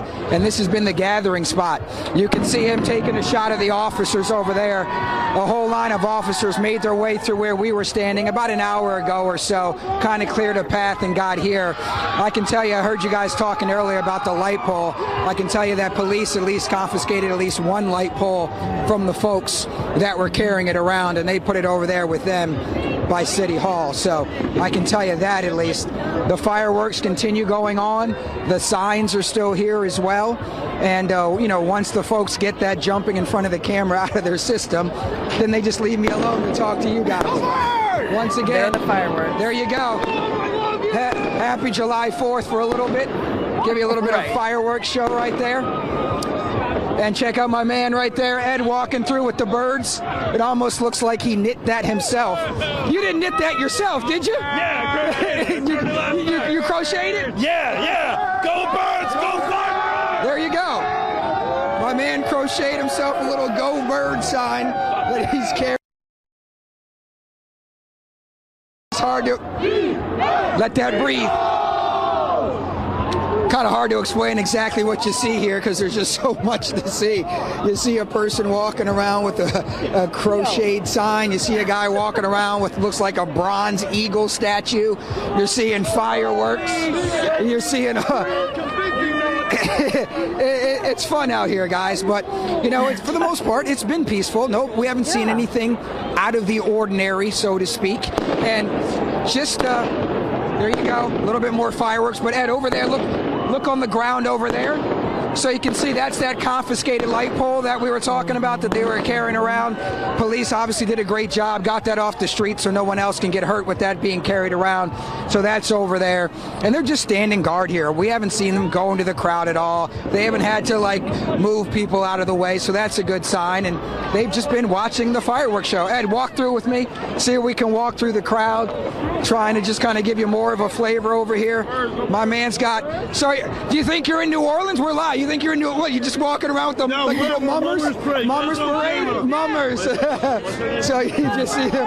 They're walking around with the mummers umbrella. So we're just having a good time, kind of showing you what's going on here. This has been the main gathering spot for most of the night. And we'll send it back to you before it gets a little too out of control. I know. Aaron, if I can quickly, if you can hear me, I know you were in the thick of it 7 years ago. Does this feel any different? People talk about how the crowds are more hectic now, 7 years later even. Enjoy. Oh, yeah, you can't hear me. But yeah, everyone talks about, oh, wow. You can't go longer than about 5 seconds without hearing the Go Birds gathering. Or Go Eagles. But everyone talks about the crowds are thicker now on Broad Street with their second Super Bowl championship win, opposed to the first one in 2018. Yeah, they set the bar then, and yes. Now they've exceeded it. Yes, they have. Yeah. Let's go to in a safer zone, high above Broad Street. Hey, Johnny. Yeah.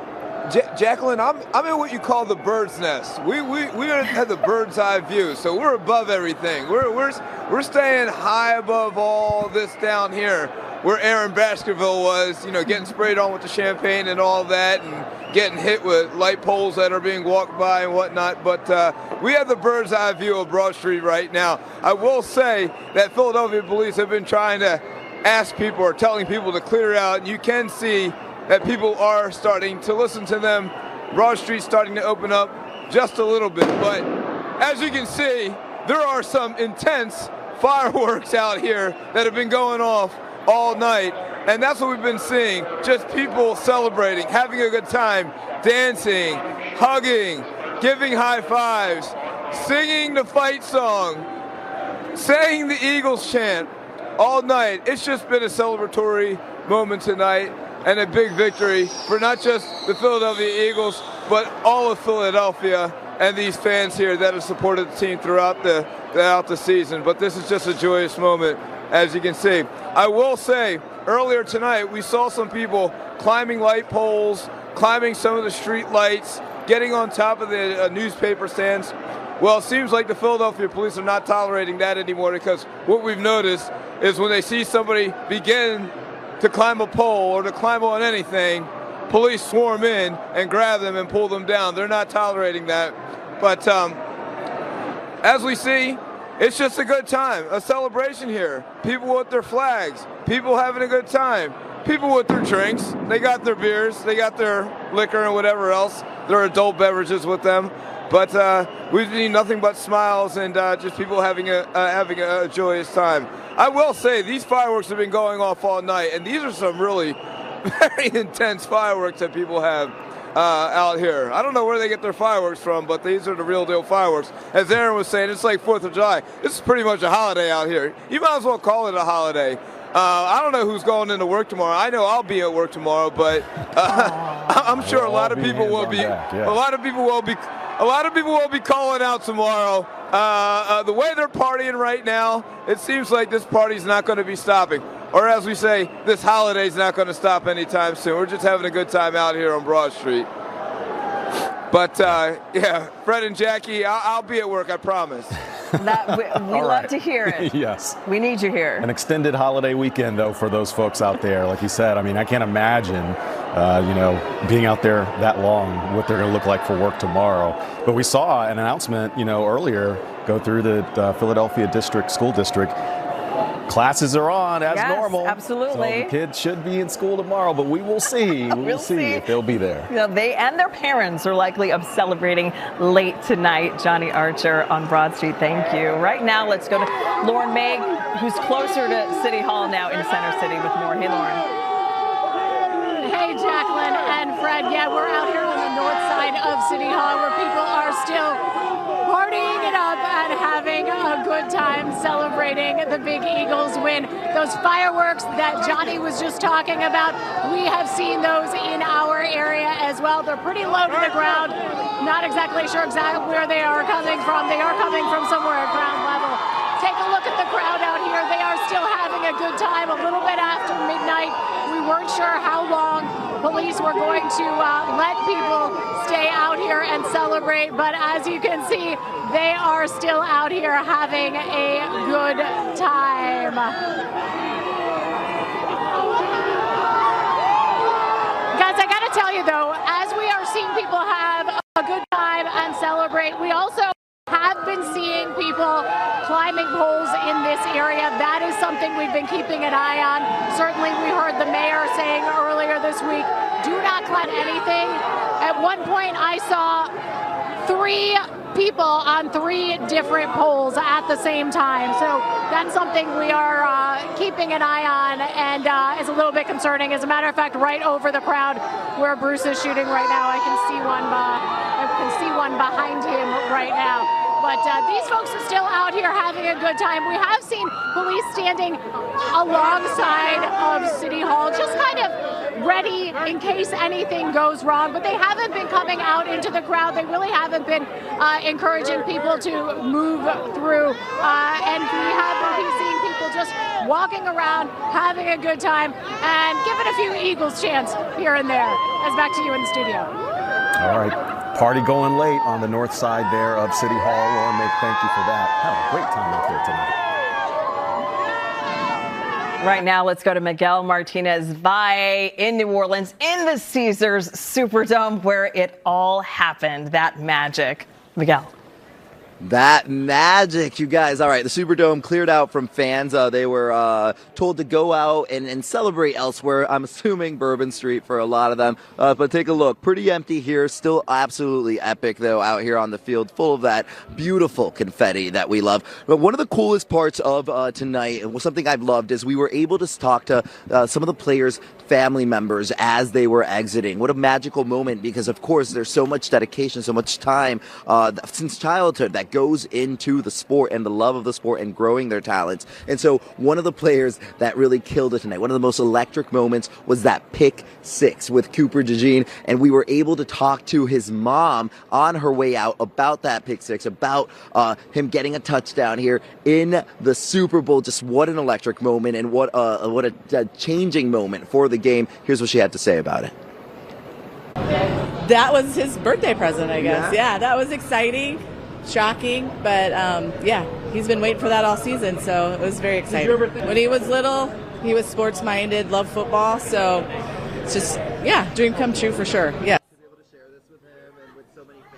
Right. Come true, and a birthday wish come true. Happy birthday to him, right? What more? Hey, a Super Bowl championship seems like a pretty good birthday present to me. So she's super proud, obviously. We know all of Philly's super proud, super excited. But just one of the cool moments, one of the cool takeaways. Another cool takeaway, I spoke to my Lana's brother, and he actually had some pretty funny things to say. We were doing the interview, and he referenced Yukari's report, that epic viral moment at the airport where they mentioned the Avengers. It took them 2 times to beat Thanos. He mentioned that tonight as well. So that was one of the lines that stuck with him, and that was one of the storylines that he saw come true. That championship for the Avengers in our hearts, of course, the Philadelphia Eagles. All right, I'll send it back to you guys. I'm Miguel Martinez Valle here in New Orleans at the Superdome.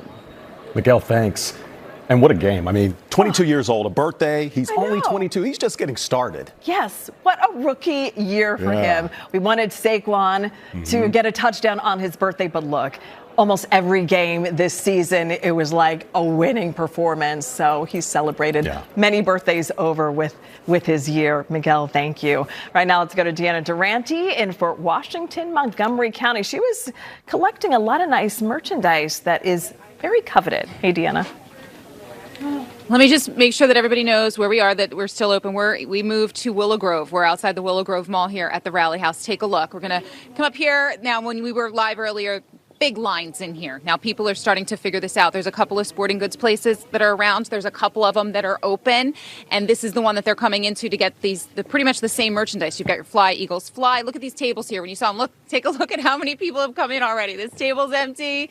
This table's empty. We're going to cut through here real quick. We're going to show you a couple more tables, a couple of things that you can still buy here. All these racks, people have come in. It's like Black Friday here, except it's Super Bowl Sunday. Plenty of hats. Your conference championship hats here. But the line was wrapping around the store because, people, they're still going to work, they're going to school, and they're going to be wearing their national championship, Super Bowl championship gear here. The workers tell me that the store will open again at 8 o'clock tomorrow morning, but there will not be any more merchandise delivered maybe until 12. So you still have a little time. Look, where we were standing earlier, it was empty. Now people have come in. Hey, guys. What all are we buying here? We getting Super Bowl hats? Trying to. Yeah, you're trying. Well, there's some more stuff around the corner over there. Yeah, I went over there. I picked these 2 items out that were left over, so I figure I'm gonna live and die green. Live and die green. Go Birds. Well, now let me ask, why come out tonight to get your merchandise? Where are you going tomorrow? Where are you going to show this off? It won't be work because I retired. Good for you. You can stay up late then. The rest of us, we've got an early time in tomorrow. Well, I'm gonna stick around and wear this probably when I take my grandson to school because I bought him a little shirt too. So Got to I'm be just loud gonna and do it. proud, huh? Gotta Absolutely. Show that pride. That's Absolutely. right. Yeah, that's right. We Absolutely. won. Absolutely. Not that we really had anything to do with it, but cheer. But look, it's our team, right? That's how we talk on the job. You know, if we would have done this, we would have done that. You know, so it's we now. Yeah. It's we now. We are all part of the royal we, aren't we, for this winning team here? We're all celebrating together. Could have been very different, but of course we saw the game. The Chiefs, they barely showed up. So now everybody's out here getting their gear. It's the very latest from Willow Grove. Back to you guys. All right, DeJean Durante live in Willow Grove. Thank you for that. And these celebrations continue late into the night here in Philadelphia. You can see folks waving their flags, celebrating. We've seen dozens of law enforcement in their tactical gear. And we've heard from our reporters on the ground that they have been controlling the crowd, asking some to move out off of Broad Street, but still a great number of people out who are celebrating. We expect them to be out there all night because this is such a big win for the Eagles in franchise history. I know in some areas they were trying to disperse the crowd, thin it out a little bit, but that's going to be a challenge. Yeah. Still fresh off this win, they are going to be out there if they can, as long as they can, celebrating. We want to go right now to some sound from Jordan Mailata, who had an incredible year. Tim Furlong caught up with him and his family. Let's listen. I'm here with one of the most important moms in Philadelphia right now, who's not from Philadelphia, from Australia. Mama Mailata, how are you feeling? To be honest, so excited, so happy for him and the team. I saw you over there in the confetti. How blissful is it to be in this? It's beautiful. Never happened in my life, these sort of things. Are you still shocked that your rugby player is now one of the best football players in the biggest sport in the world? How did this happen? Well, he worked for it, and now his dream come true. And we are so happy. Me and my husband and the other kids are back home. We're so happy. What does this and mean? Now for me, it's worth it. 16-hour travel to come. That's right. And he's winning. That's so great. What does this mean back in Australia to see him having the success that he's having, and what it means for other kids and the sport of U.S. football there? You answer that. Milo, you want to Everything, yes. I'm Jordan's brother. It's actually everything that's going on right now. There is no words to describe, especially from his background that he's come from, all of that kind of stuff. Just blessings. That's all it is. I got a thing though. Here's the thing. You got some size on you. Hey, no. You look like a running back, man. You look like a running back. Sure? You could do it. Sure? I know you could do it. Another Mailata in the Eagles family. I could see it now. Super Bowl champion brothers. I love it. Howie, give me a call. Give me a call, Howie. I'm ready any day, anytime. I love it. Milo, congratulations. Congratulations. Appreciate you. Mrs. Mama Mailata, thank you very much for talking. Congratulations. The Mailata, it's a family affair from around the other side of the globe here. 16 hours it took to get her here. And you can see just how excited they are for Jordan to have this win after coming and a rugby player who became a football player. And man, did he do it right, because he's one of the best of them. Wow, what a celebration for the Mailata family. 16-hour trip, well worth the travel. Tonight with such a dominant performance from our Eagles. This is another look right now. This is at Broad Street. You can see folks gathering. It looks pretty peaceful right now. We've seen a lot of police out there, but a peaceful celebration as folks have gathered to converge upon Center City to celebrate our Eagles' victory here in Super Bowl 59. Earlier, we were talking about Saquon Barkley celebrating his birthday today, hoping he would get a touchdown. He didn't get that, but just a monster season for him. John Clark caught up with Saquon in the locker room. Let's listen to that. Saquon, when you envision what it could be like with the Eagles, did you honestly picture this first year? The thing about it, when I signed here, this was the goal. You envision it, you have dreams about it, but when it comes to life, it shocks you. And God is good. I'm just happy to be here and celebrate with everybody. Shout out to everybody back in Philly. We couldn't do without you guys. Much love. How special is this team, the unselfishness of everybody? Super special. We knew what we have in this organization with this team, and why not our dynasty start now?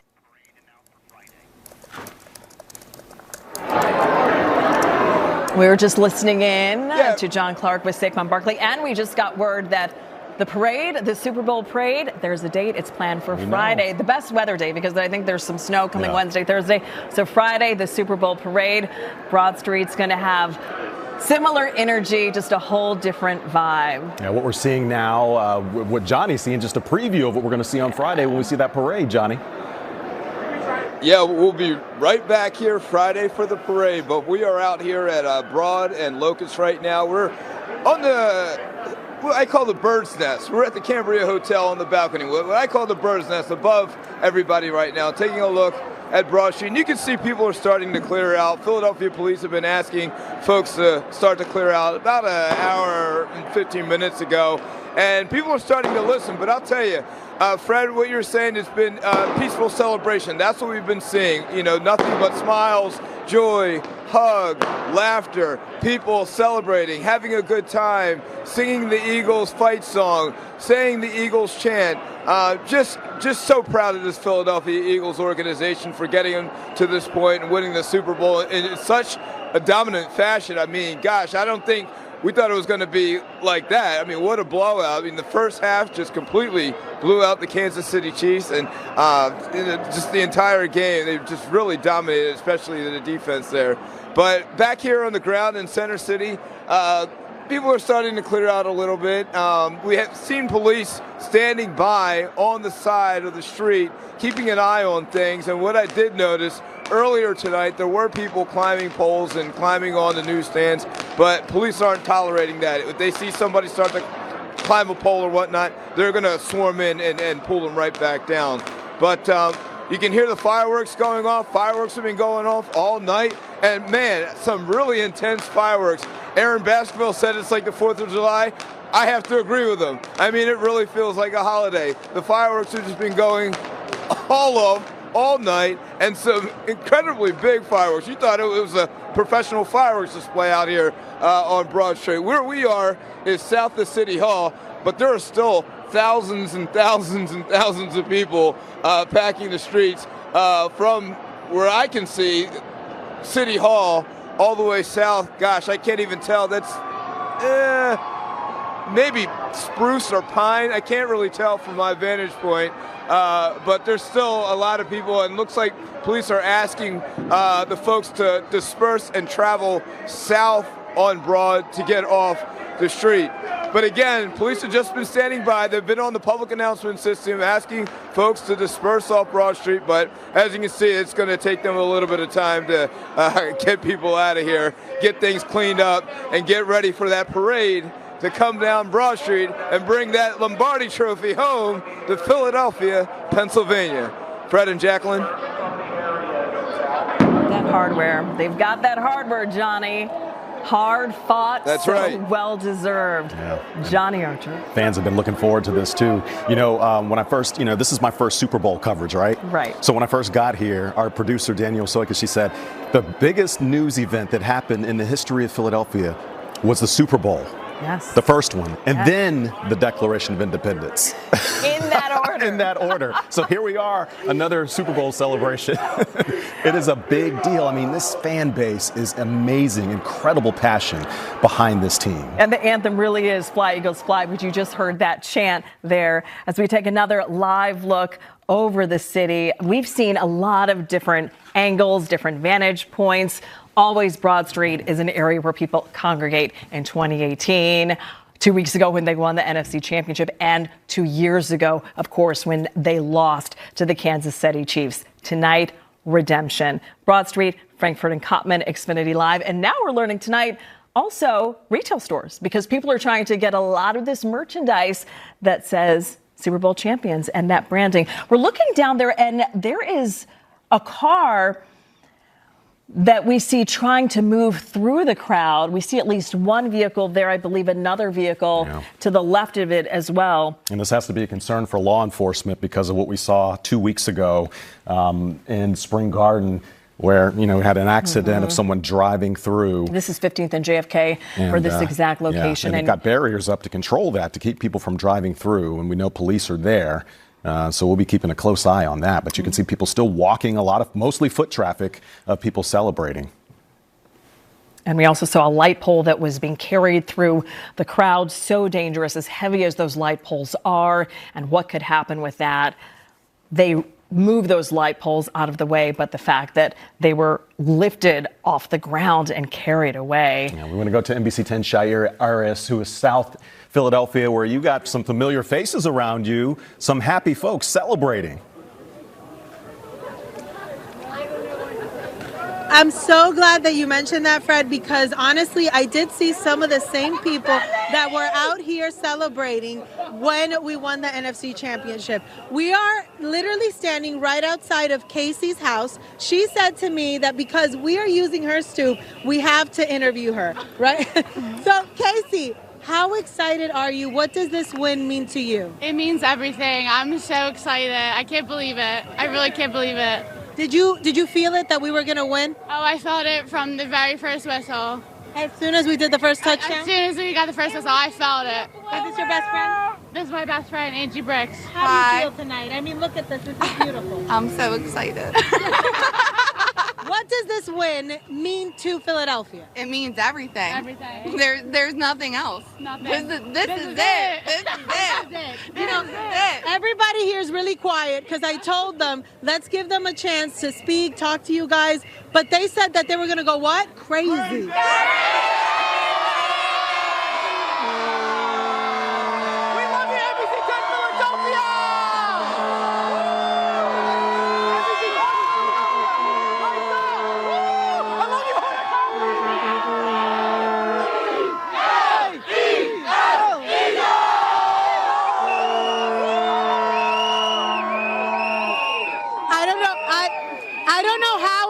To coordinate this because usually it's just loud and happiness all throughout, but this has been the best crowd, not the best crowd so far, but one of the best crowds that I have seen. We have kids, we have their parents here, we have older people, everybody that is outside celebrating lives in this area.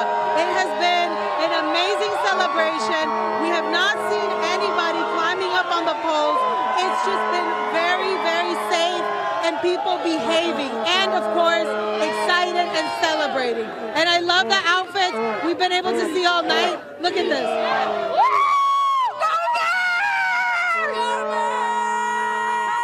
You said you wanted to tell us something. What does this win mean to you? Everything. Ever since '89, has been an Eagles fan. It has been everything watching the Eagles. We are so proud.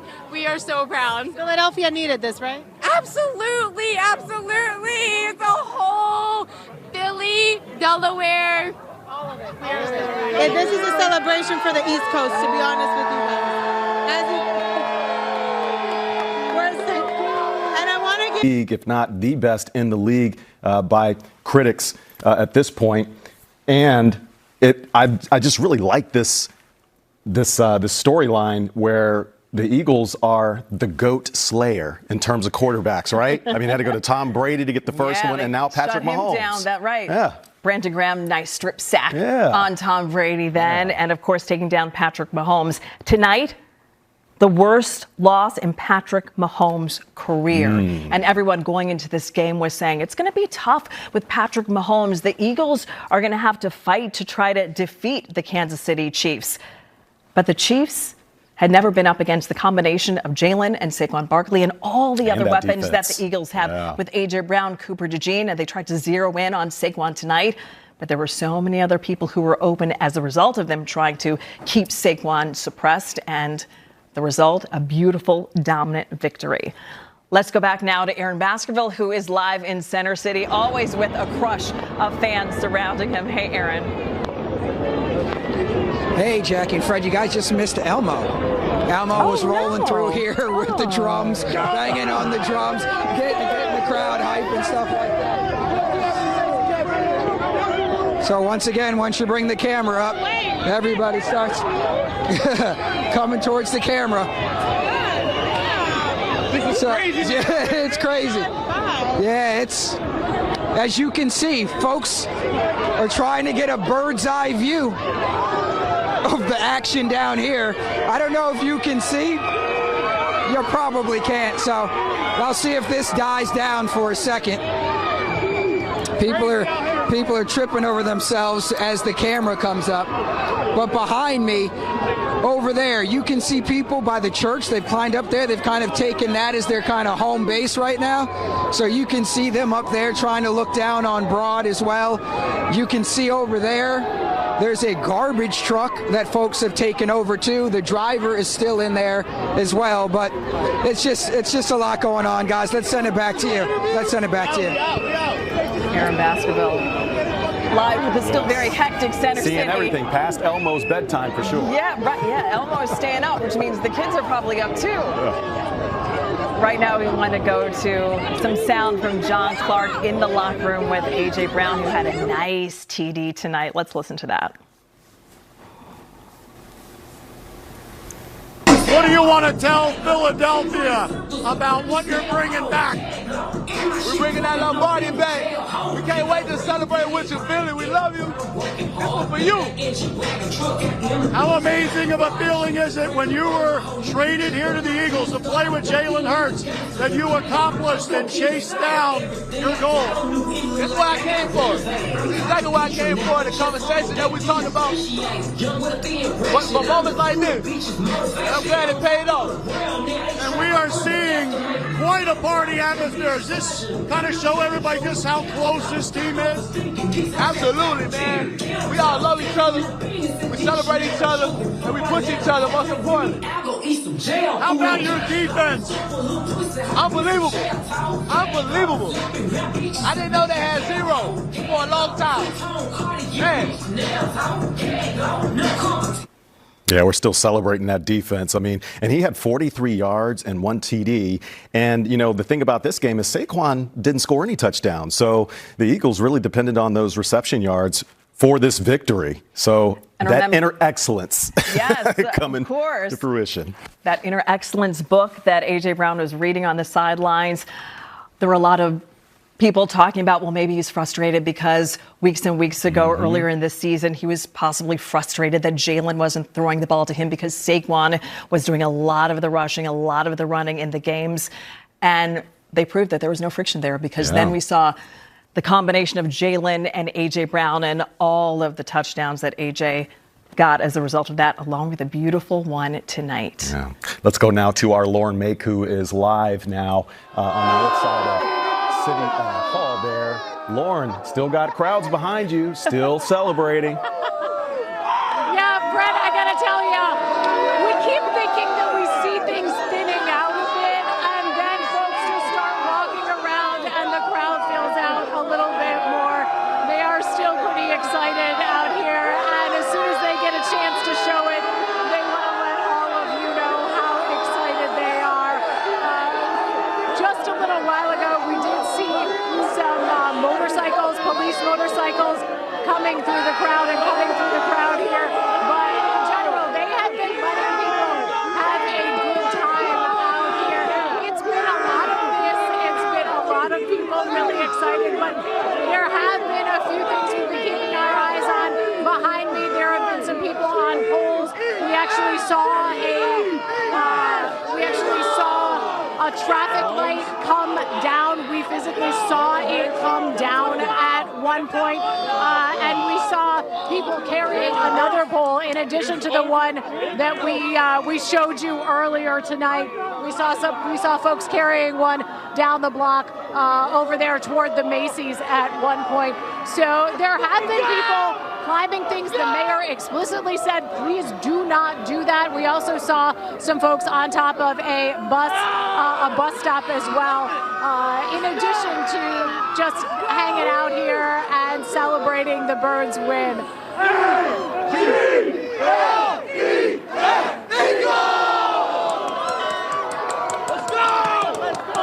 You can't talk over an Eagles chant, guys. That's just not going to happen. So we got to let them. We got to let them. Over Lamar Jackson, over Josh Allen, and over. Everybody has got of the game tonight, but in general, celebrating what the Eagles have accomplished. We'll throw it back to you in the studio. see it. Love to see the celebration.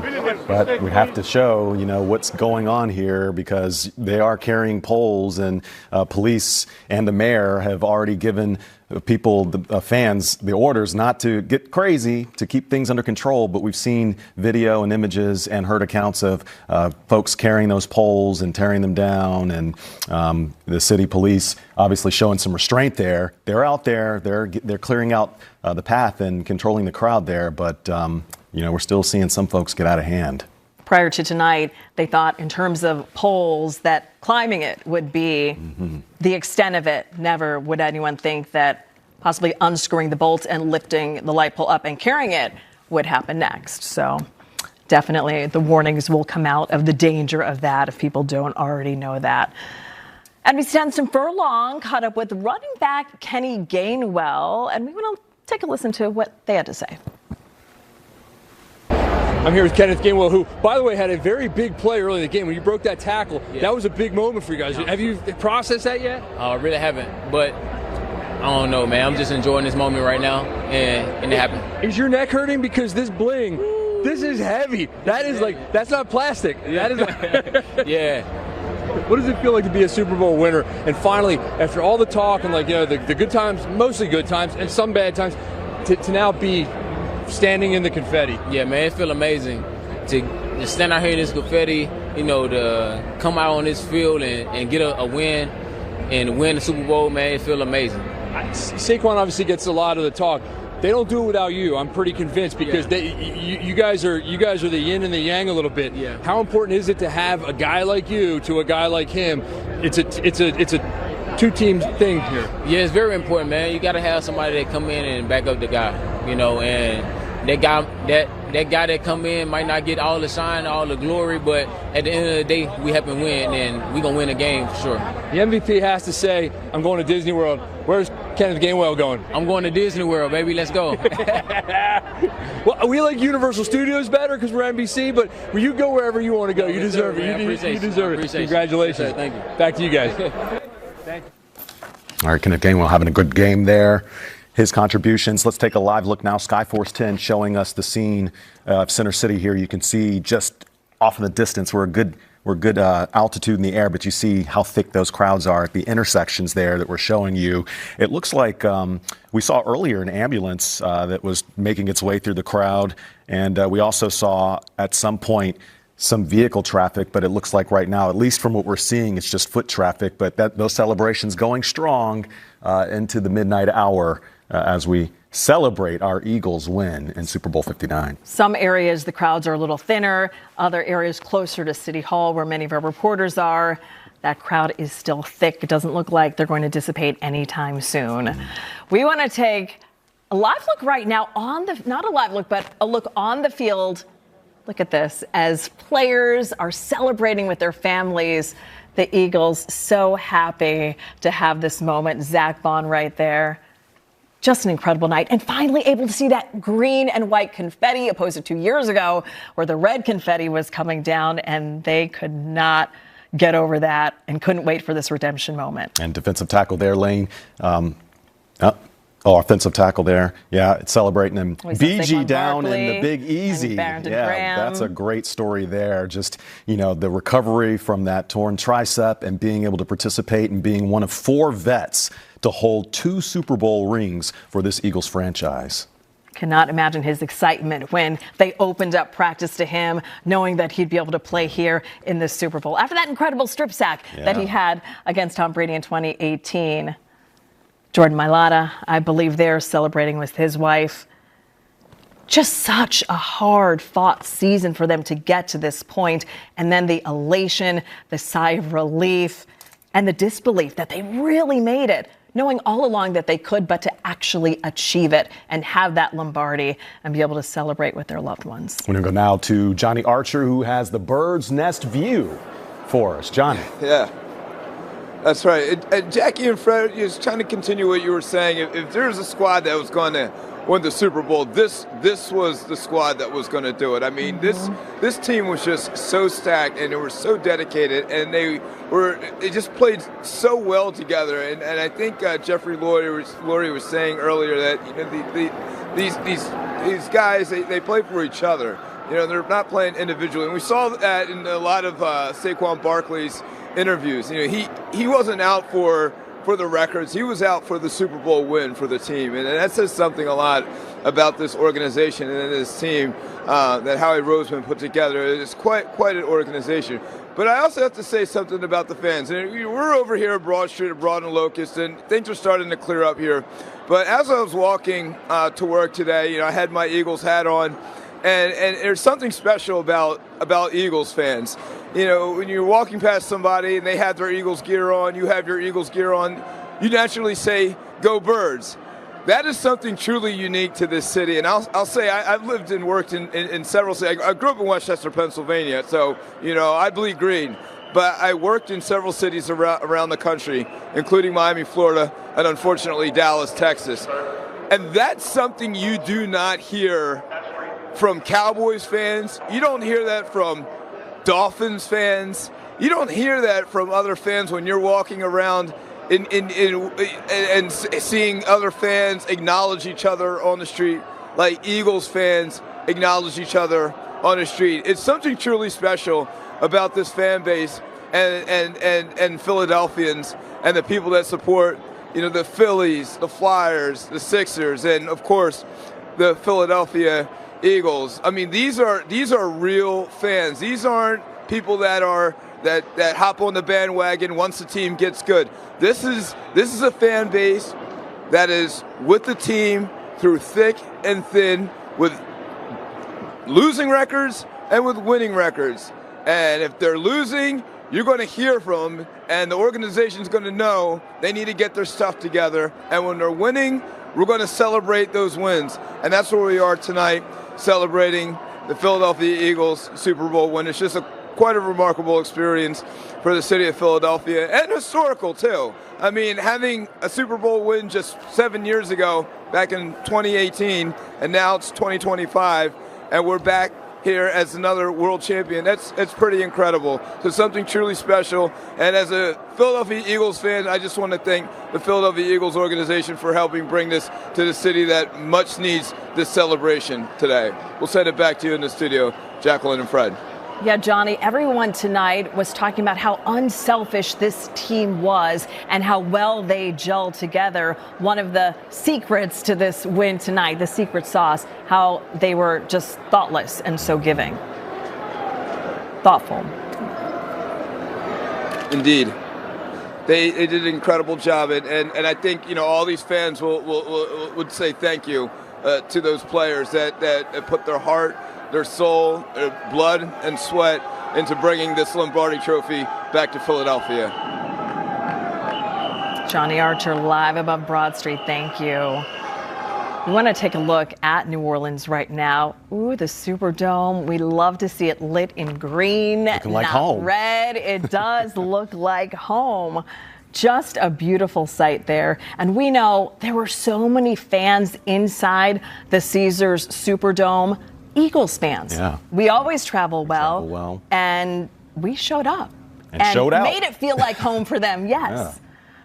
Right now we want to go to John Clark, who had an interview with Britton Covey and Jeffrey Lurie. Let's listen to that. Hey, Britton Covey, please let Philadelphia know what it's like in this locker room right now celebrating the Super Bowl. You can't even hear. I'm telling you, there's nothing better than celebrating with people you love. You feel the brotherhood. This team was unique. I'm just so proud of them, all of us. It feels, I didn't even play, and I feel like we accomplished the work. There's Jake Elliott with some champagne.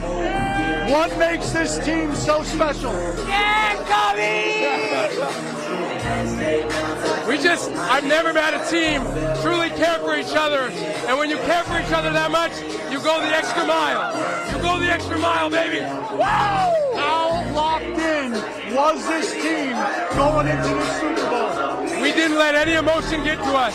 We focused because Lane told us, focus on execution, let that drive the emotion, not the other way around. And I really think that was the difference. We just locked in so much, and now we can enjoy freely. So, what do you want to tell Philadelphia about this plane ride back and what you're bringing to Broad Street? Oh my gosh, I'm so excited. My wife is 9 months pregnant, so I got to go home and hopefully have a baby first and then come out to the parade. But just thank you. We love you. We appreciate everything. Seriously, it felt like a home game again today, like always. Congratulations to you and enjoy this. Thank you, Britton. Appreciate it. It is a wild scene here in the Eagles locker room. And there is the Lombardi Trophy right over there. Let's try to sneak in and see if we can see it. Here it is. Hold on, it's going to go in the air. There's the Lombardi Trophy. Here it comes. There is the Lombardi Trophy right in the middle of the locker room. And they're passing it around. They each have an opportunity to hold that Lombardi Trophy. There's a lot of beer and champagne on it, so I don't know if you want to kiss it, but the Lombardi Trophy is being shared by the Eagles players. A lot of pictures with that Lombardi Trophy. And you saw the joy from Britton Covey. We've got A.J. Brown and some of the Eagles right here dancing, and they've worked their entire lives for this moment to win the Super Bowl and hoist the Lombardi Trophy. And I got to tell you, you heard some of the guys talk about how unselfish this team is. There's so much talent on this team, but it takes unselfish players to completely come together and win as a team. There's Cooper DeJean with the Lombardi. He had the biggest play in the game. The Eagles were up 10-0, but the Chiefs had the ball, and Cooper DeJean had his first interception in the NFL, taking it to the house. A.J. Brown with the Lombardi Trophy and a big bottle of some very expensive champagne. I don't even know what it's called, but A.J. Brown has worked so hard for this moment. There's Howie Roseman next to him with a cigar, dancing. Oh yeah, Howie's dancing. We got to get that on live. Howie Roseman dancing with A.J. Brown. How special is this? And I'm going to see if Lane Johnson will talk to us in 1 second. There is the owner, Jeffrey Lurie, with the Lombardi Trophy, his second one. And Jeffrey Lurie's got some moves. There it is. How special is that? The owner is dancing here with his players, and he's getting down. He's got some moves. Jeffrey Lurie says he is obsessed with winning Super Bowls, and there is the Lombardi Trophy in the victorious Eagles locker room. An amazing scene in here. You know, I thought the Phillies had some good celebrations. This is right up there with the Phillies celebrating their World Series in 2008. Let me see if I could ask Jeffrey Lurie.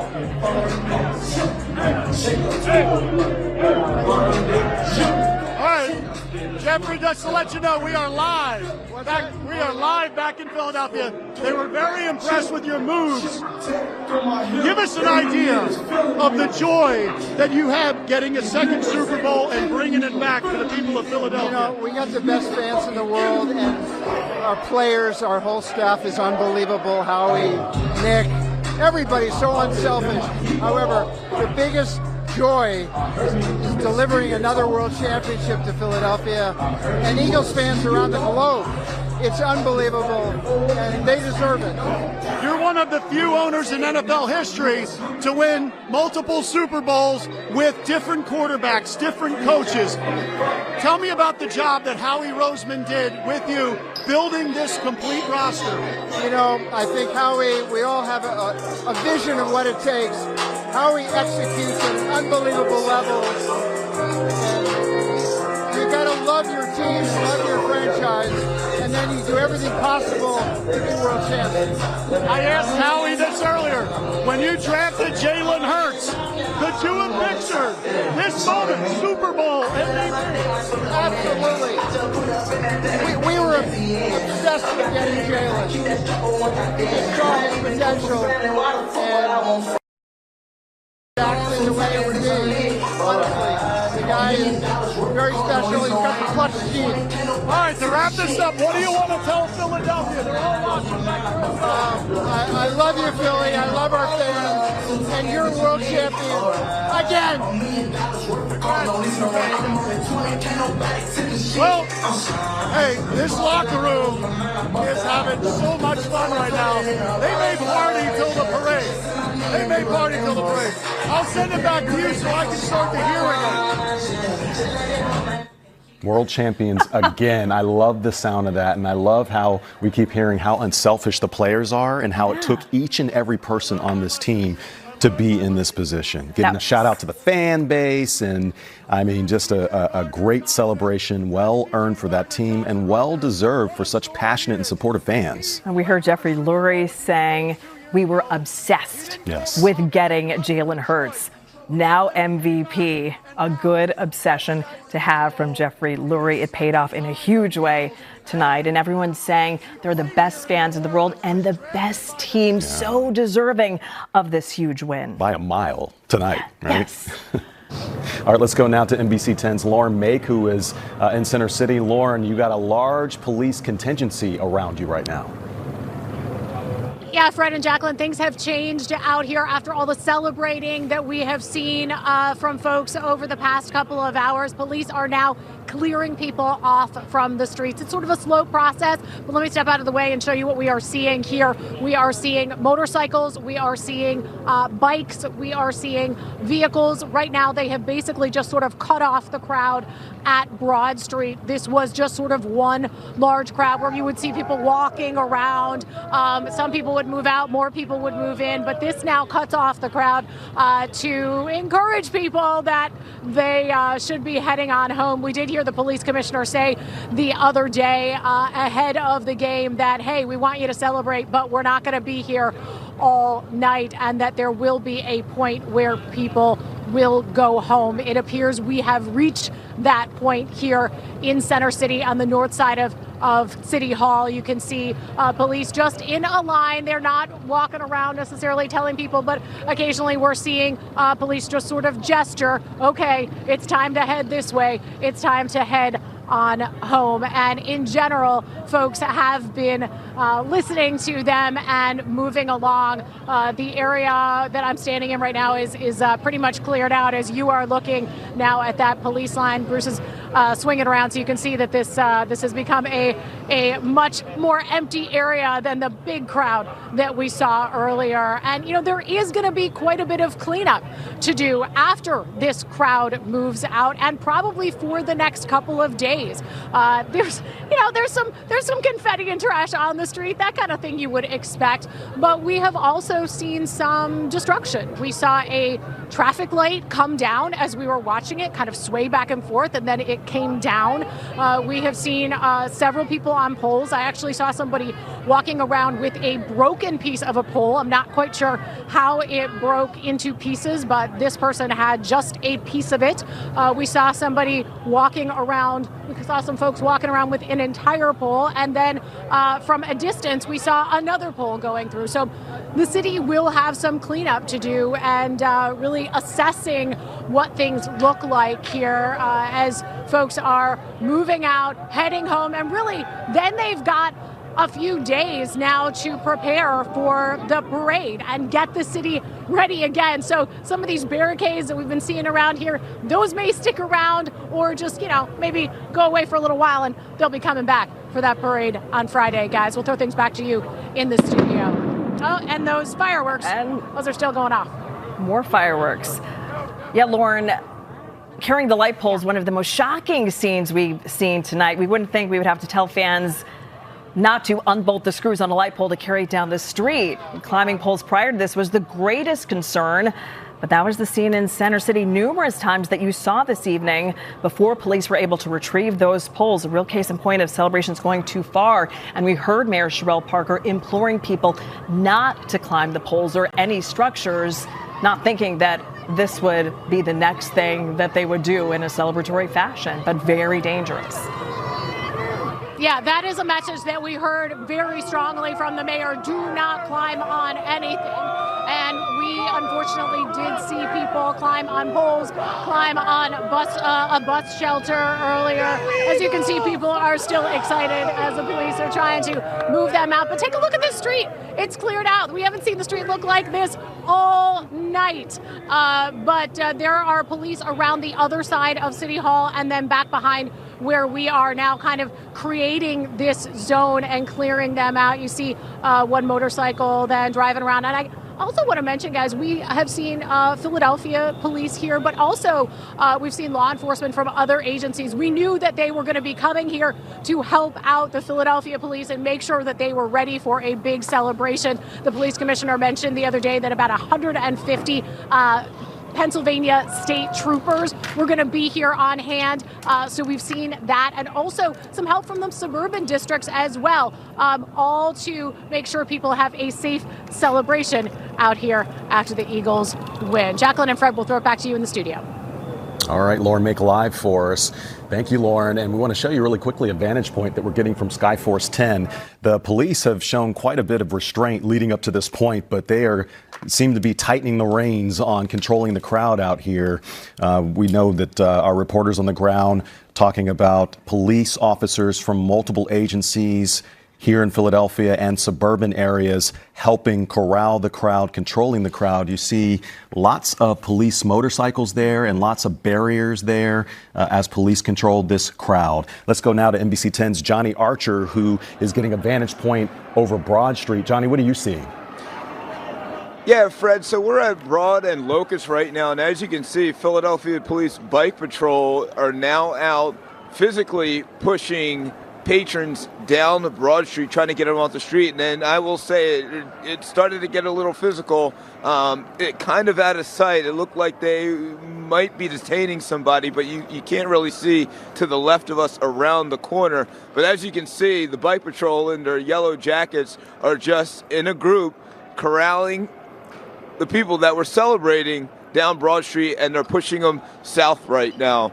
Up Broad Street, John, if you can pan right, you can see Broad Street is completely clear now. If you look up where Walnut Street is, there are police in riot gear standing by there. And out of sight, further up the street where City Hall is, there's a group of mounted police sitting up there. But as you can see right now, Broad Street is completely clear after the bike patrol or bike police came down and just pushed all the people down Broad Street, and they continue to push them down as they're trying to clear things up. I'll tell you, on the public announcement system, Philadelphia police have been asking people or telling people since about 10:45 tonight to please disperse off of Broad Street. They were telling them, time to leave, time to go, and some people left and started to clear out, but there were still thousands of people on Broad Street, and now they said, time's up. We're not going to tell you anymore over the PA system. We're going to have to physically push you out of the way. And that's exactly what they did.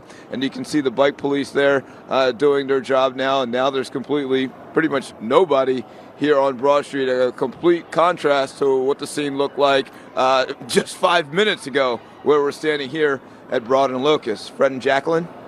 And Johnny, I imagine people started to pour onto Broad Street long before the game was over. They were scoring touchdown after touchdown early in this game. So they would have, if they arrived there 9:30, 10 p.m., they've been out there at least 3 hours now. It's 1 a.m. Yeah, I started noticing people toward the end of the third quarter start to come out from the bars or come out from whatever their Super Bowl parties or their apartments, wherever they were watching the game. Toward the end of the third quarter, that's when I started to see the first wave of people out here. So they've been out here for quite some time, and Philadelphia police said, time's up, time to go home or go wherever you want to go, but you're not going to hang out on Broad Street anymore. Yeah. Got to get out of there. Good to see it finally dissipated. The police doing hard work to make sure everyone stayed safe and got home. Yeah, amazing to see the difference that just a few moments will make. Right. Yeah, Johnny Archer live for us on Broad Street. Thank you, Johnny.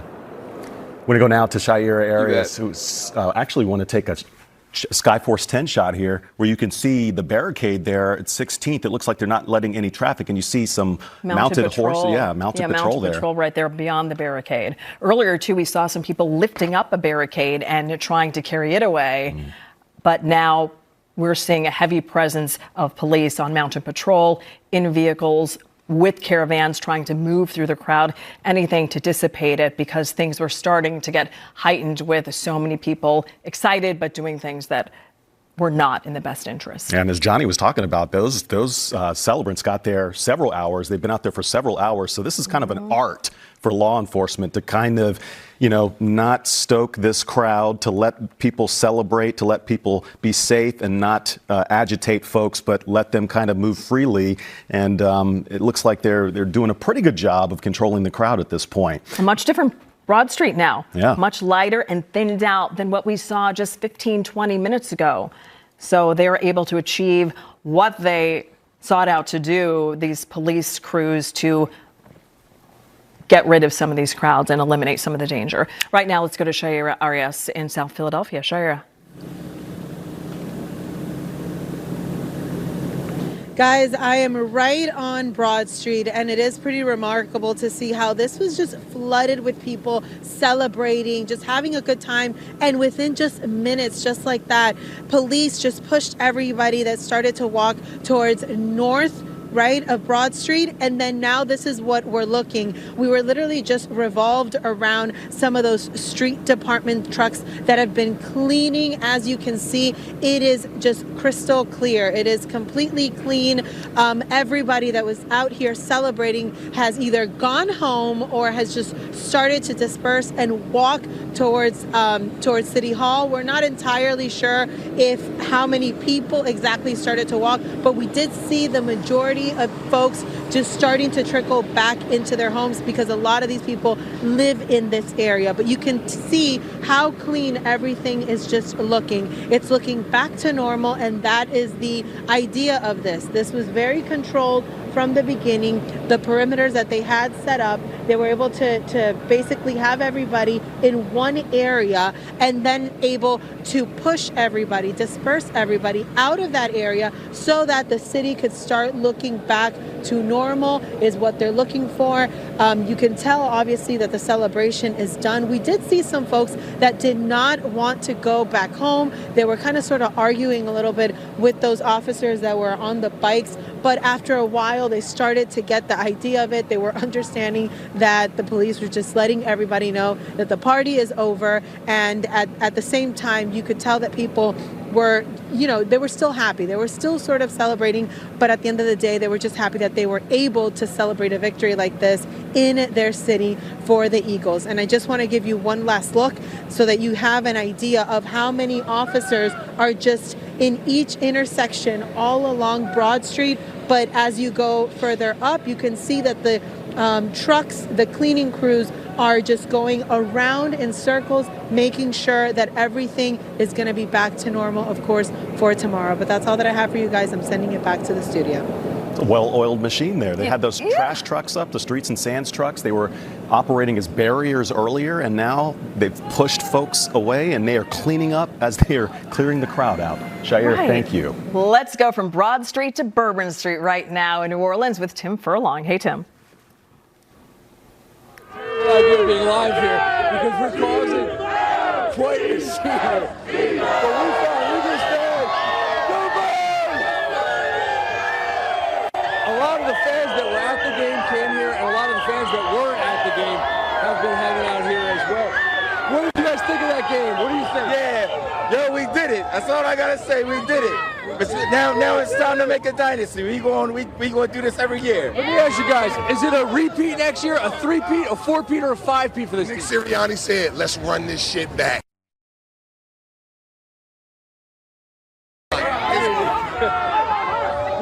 What was your favorite part about the game? I don't know if you can hear me. You have headphones on too. What was your favorite part? What that you saw? What was your favorite part about that game? The Devonte Smith touchdown, and also the fact that I'm missing school Friday. Holla! You're gonna go to the parade when you're back in Philly. You're gonna go to the parade. Are you dad? That's a good dad right there. All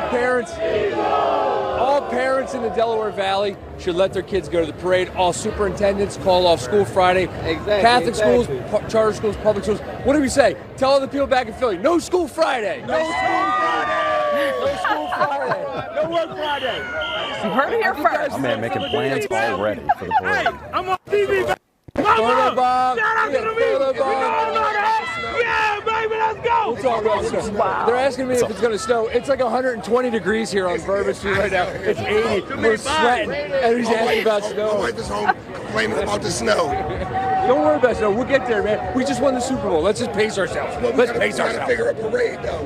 What? Don't. He's worried about logistics about the parade. He's like, well, there could be ice on the side of the parade. Don't worry about it. It's the Eagles. We just won. Woo! That's Tim for Bourbon Street, guys. What's that, Jackie? Tim, I also heard that for the first time in history in New Orleans, they greased the light poles there, perhaps with the inclination that the Eagles would win. When in New Orleans, right? Knowing that Eagles fans are coming to town. Well, here's the thing. There's a light pole over there. The light poles in the French Quarter, they said, do not climb them because they're antiques, they're historic, and they have security cameras on them too. And they're very worried that they break and actually impale you. And we know what happened in Philadelphia with the other guy that ended up dying. They don't want anybody climbing the light poles here. And so far, people have it. There's a lot of stuff to climb, frankly, like all the balconies. They don't want any climbing. No climbing. Right. They're not having it. It's just like a blanket, no climb policy here in New Orleans. And that superintendent, the police chief lady, she's like a little lady that looks like your grandma. She's nasty. Like she's tough when she needs to be up there. I wouldn't climb the pole. I'm not climbing the pole. We travel well. We follow the rules when we're out of town. Fans travel. Our fans travel well. But look, they're on Bourbon Street. That looks like home. That looks like Philadelphia. That looks like Center City right there. And I'm sure fans. These aren't all Eagles fans. These are just people that saw that light go off and they want to go to me. We have some Eagles fans. Yeah. We have some. Yeah. We have some That guests. happens. We're making new friends on Bourbon. We're making new friends tonight.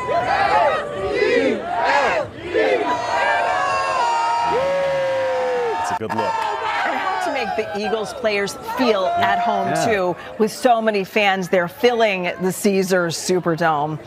Not many Chiefs fans there in New Orleans. Tim, love to see it. Thank you. And they left early. They left early because they didn't want to Did walk they really? out of the Superdome with the Eagles fans. Yeah, I saw a lot of people leaving early. I would have done the same thing if I were Chiefs fan. Can you imagine walking around with gloating Eagles fans? Oh, that would be the worst. That would be the worst. Oh, there we just got smoke. Your camera light's getting a lot of attention. People are trying to steal your camera time, Tim. Steal your thunder. It's a little bit of a magnet. That wasn't car smoke you just saw on the screen. That wasn't car smoke. So, there's Tim some Furlong. smells. There's some smells going on here on First Street. It's legit like Philadelphia South. It is. Competing a little bit with the Broad Street energy there on Bourbon Street. With that Eagles chant, Tim Furlong, live with a lot of new friends. Thank you for that. Head coach Nick Sirianni talked about the dedication of our fan base. Here's what he had to say. Yeah, it was loud. It was loud. You could tell that right at the very beginning. You could see a lot of green out there. But that's not, that feels that is very common for when we go to places is that our fans have a tendency to, take over the stadium and because we travel so well. We have such great fans. We needed, I go back to this, we played 4 of our last 5 at home, and then we played 3 playoff games in a row at home.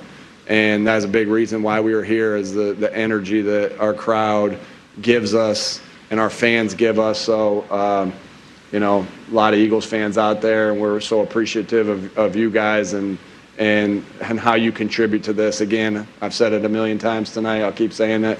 You can't be great without the greatness of others. That applies to our fans as well. Big shout out from Coach. And Nick Sirianni said 2 years ago when they lost to the Kansas City Chiefs, they were hungry. But Sirianni also said today they were starving now. So it was a different feeling. They had to have that win, and boy, did they ever get it. Let's go to Aaron Baskerville, now live on Broad Street. Things have thinned out behind you, Aaron. Yeah, we move locations because, as you saw, once that camera goes up, they come to us immediately, right? So now we're in between 16th and 17th on JFK. And as you can see, for the first time, cars are actually moving down here, and there's traffic is flowing. Wow, there's still a whole bunch of people out there. You can still see the garbage truck. People are still climbing on top of that and sitting there and hanging out. But for the first time that we've seen all night, cars are flowing, traffic is flowing, but we still have a whole bunch of people out here who do not seem like they want to go home yet. Down here, we're giving you another look down the road here as well. You can see folks throwing the football, hanging out still, and they have some of the area down there, way down on JFK, blocked off as well. But it does seem like folks are slowly starting to clear out, right? I want you to take a look over here at that car. And the back of the car right over here are loudspeakers. And we all know the unofficial theme song for the Eagles, Blow the Whistle by Too Short. That just stopped here, started playing the song, and literally dozens of people came out there. And we know our boy Gilly has that famous dance. Everybody was doing that dance. So the celebration, Jackie, still continues. But what you'll see over here down 16th Street is every so often the cars will come down, and you'll still see people. If you see over there, they're on top of their own cars or through the sunroof as they're driving down the street, and they're acting like it's their own little parade now. That's what this is kind of morphed into. So you have cars flying by, people on the roof, through the sunroof, hanging out the windows, acting like 16th now is their own parade route.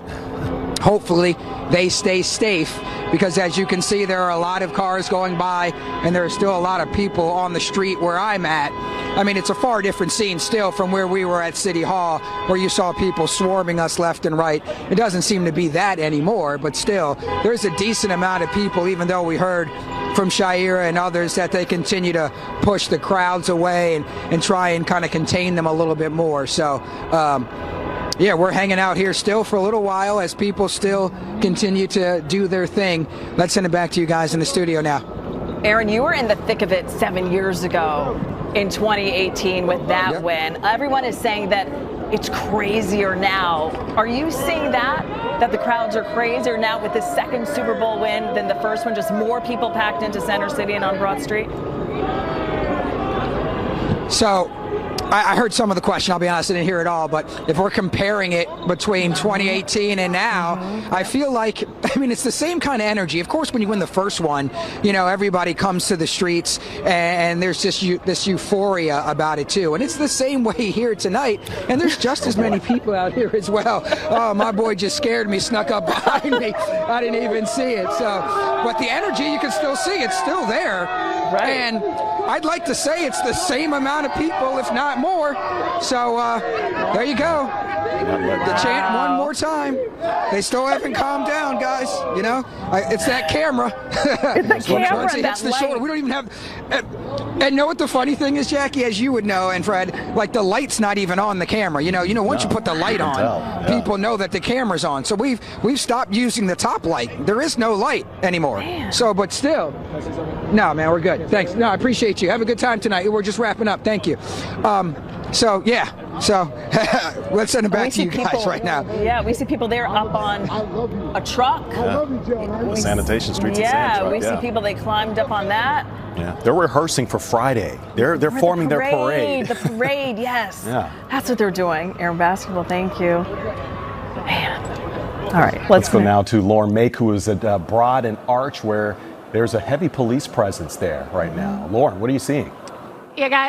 Hey, Fred and Jacqueline, let me describe to you what you are looking at right now. They have been getting folks down from that dump truck of sorts. I can't see if it's a city truck, but that truck's been there for quite a while. And we had probably more than a dozen people up on top of it. Just within the past 5 minutes, they have been getting people down from there, and people have been climbing down. We've also seen people on top of scaffolding right here behind us, and people have been getting off of that scaffolding. They have been up there for quite a while as well. So the police that you now see in front of us, they were over closer to City Hall, and as you can see, police are moving their bikes. They're kind of holding their bikes in front of them as they're moving forward. We are staying back a little bit, guys, because I'll tell you, there have been some bottles that have been thrown in this direction. So we want to give ourselves a little bit of space here to make sure that we're safe back here, because we have seen that happening, and glass on the ground here as those bottles have been kind of coming over people's heads. But you're seeing that they're kind of creating a bit of a corral for the crowd here to try to push them out of this area. And this has been kind of a process. They started by clearing out that area on the north side of City Hall near the hotel there, and then created that space. Then they pushed them a little bit farther up to Arch. To they're going beyond Arch and pushing them farther there, all just kind of pushing people to the next area. I think my producer just said something to me in my ear. I couldn't quite hear, so you could repeat that as I'm walking you through what we're seeing here. This is Arch Street that we are made it to here. You can see what was inside that dump truck. Let's actually take a look from Skyforce 10 so that you can see from the air what things look like. Yeah, 12th and Jacqueline, go ahead. There's on fire. There was something on fire at 12th and Market, which is what we're looking at, a shot from Skyforce 10. And we know after the NFC Championship win a few weeks ago, I went out on Broad Street and I saw numerous fires that were set, and that's what we're looking at right now. Something is on fire. We know crews are going to find out about this quickly and try to do whatever they can to extinguish it. We don't see a lot of people around that fire. Possibly it was set and then they dispersed. Yeah, you can see police on bike. Yeah, on bike corralling the people away from that scene right now. But yeah, this is the aftermath of clearing folks out, obviously, and what police are trying to prevent from happening in other places. Go ahead, Lauren. That's a couple of blocks from where we are. We don't see anything like that here, but we can see some people on top of a bus shelter, and we know that did not end well a number of years ago when we had that kind of situation. Again, the mayor has told people do not climb on anything, and you do have some folks there that aren't listening. And this, as police are trying to push people farther and farther down the street to encourage them to leave. But as you guys have been seeing over at 12th and Market, there are still some things that police are going to have to deal with, even as they're trying to get people to go home. Yeah, and you said earlier that you saw other law enforcement. I mean, in the images that we're looking at now, we see primarily Philadelphia police officers, but there are other law enforcement agencies from suburban areas that you're seeing out there as well? Yeah, there are. We saw them coming in earlier today when we saw that big caravan of folks on motorcycles and in vehicles. I know Radnor was one of them. State police, I believe, also were there. But Fred, as you're saying, you're seeing mainly Philadelphia police. Yeah, that's what we're mainly seeing here. But that's also because these are the officers who are here on bikes, and that's the contingent that we're seeing here. We're also seeing them move the gates here and get that dump truck out of here as they move those gates to allow them to go. And actually, if we can swing back around, Bruce, take a look behind you here. We've got, you can see what is staged over here. We've been watching the officers with bikes do their work over here, but just to give you an idea, they are prepared. They have more police staged over there by City Hall. That is a very large contingent of motorcycles, and it looks like they're revving up to start to move. They moved in there as we moved closer to this crowd, so it looks like they are getting ready to start moving down here toward Arch on Broad Street to get people to move along. Here they come.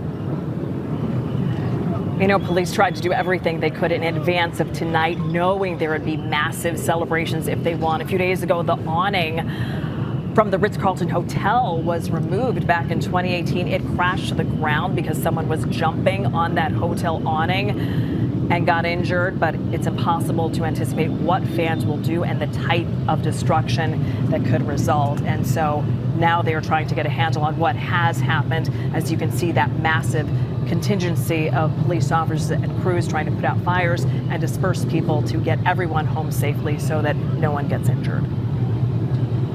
And Jacqueline, behind these motorcycle officers, I do see police cars lined up with their lights on as well. So this has been strategic. You can see the bikes, then the motorcycles, and then the vehicles. So it's a strategic effort here to try to move people along. Before they move people along, though, they actually have to move some of this trash out of the way. You can see the officers doing that right now. Some of that is glass. As I told you, we were seeing bottles being thrown over towards the officers, over the officers' heads, towards where we were standing. And that is some of the glass that they are moving. Others is just bottles that people have been enjoying and drinking throughout the night, but they got to move that so these folks can move through. It looks like, Jacqueline, we told you a few minutes ago that there were some folks on top of a bus shelter over there. It looks like they have moved off of that shelter as well. I actually saw somebody on a bus shelter earlier today doing backflips. So some behavior that certainly is dangerous in addition to the celebrating that we've seen out here tonight. We'll throw it back to you in the studio. Yeah, and also you think about it, people have been out for hours. At noon today, bars were packed with pregame in anticipation of the Super Bowl, and now 1:20 in the morning. So this is over 12 hours that a lot of people have been celebrating and indulging. So trying to get a handle on it. Yeah, indulging. That is correct, Jacqueline. Right. We'll put it like that. There's definitely been some indulging and celebrating going on here tonight. And, you know, for a while as we were standing over near City Hall, we saw people constantly moving. You know, one crowd would move out, and yet more people would come in. Sometimes you wondered whether they were just circling City Hall. This is a crowd, though, since they started to kind of put people in almost a pen between the police over here, and then we could see lights down there for when police were over there. It's really just been people standing around. So that is different than what we saw earlier in the night. And eventually, as you see, they decide it's time to go home. Yeah, they're taking the oxygen out of the party right now. Lauren, I don't know if you can't see, I don't know if anyone's told you, but from Sky Force 10, we can see that the police have successfully put out that fire that we saw earlier at 12th and Market. And now we're actually hearing that it kicked up again. Oh, really? So they extinguished that fire, and now it's kicking up again. Yeah, there it is, simmering right there.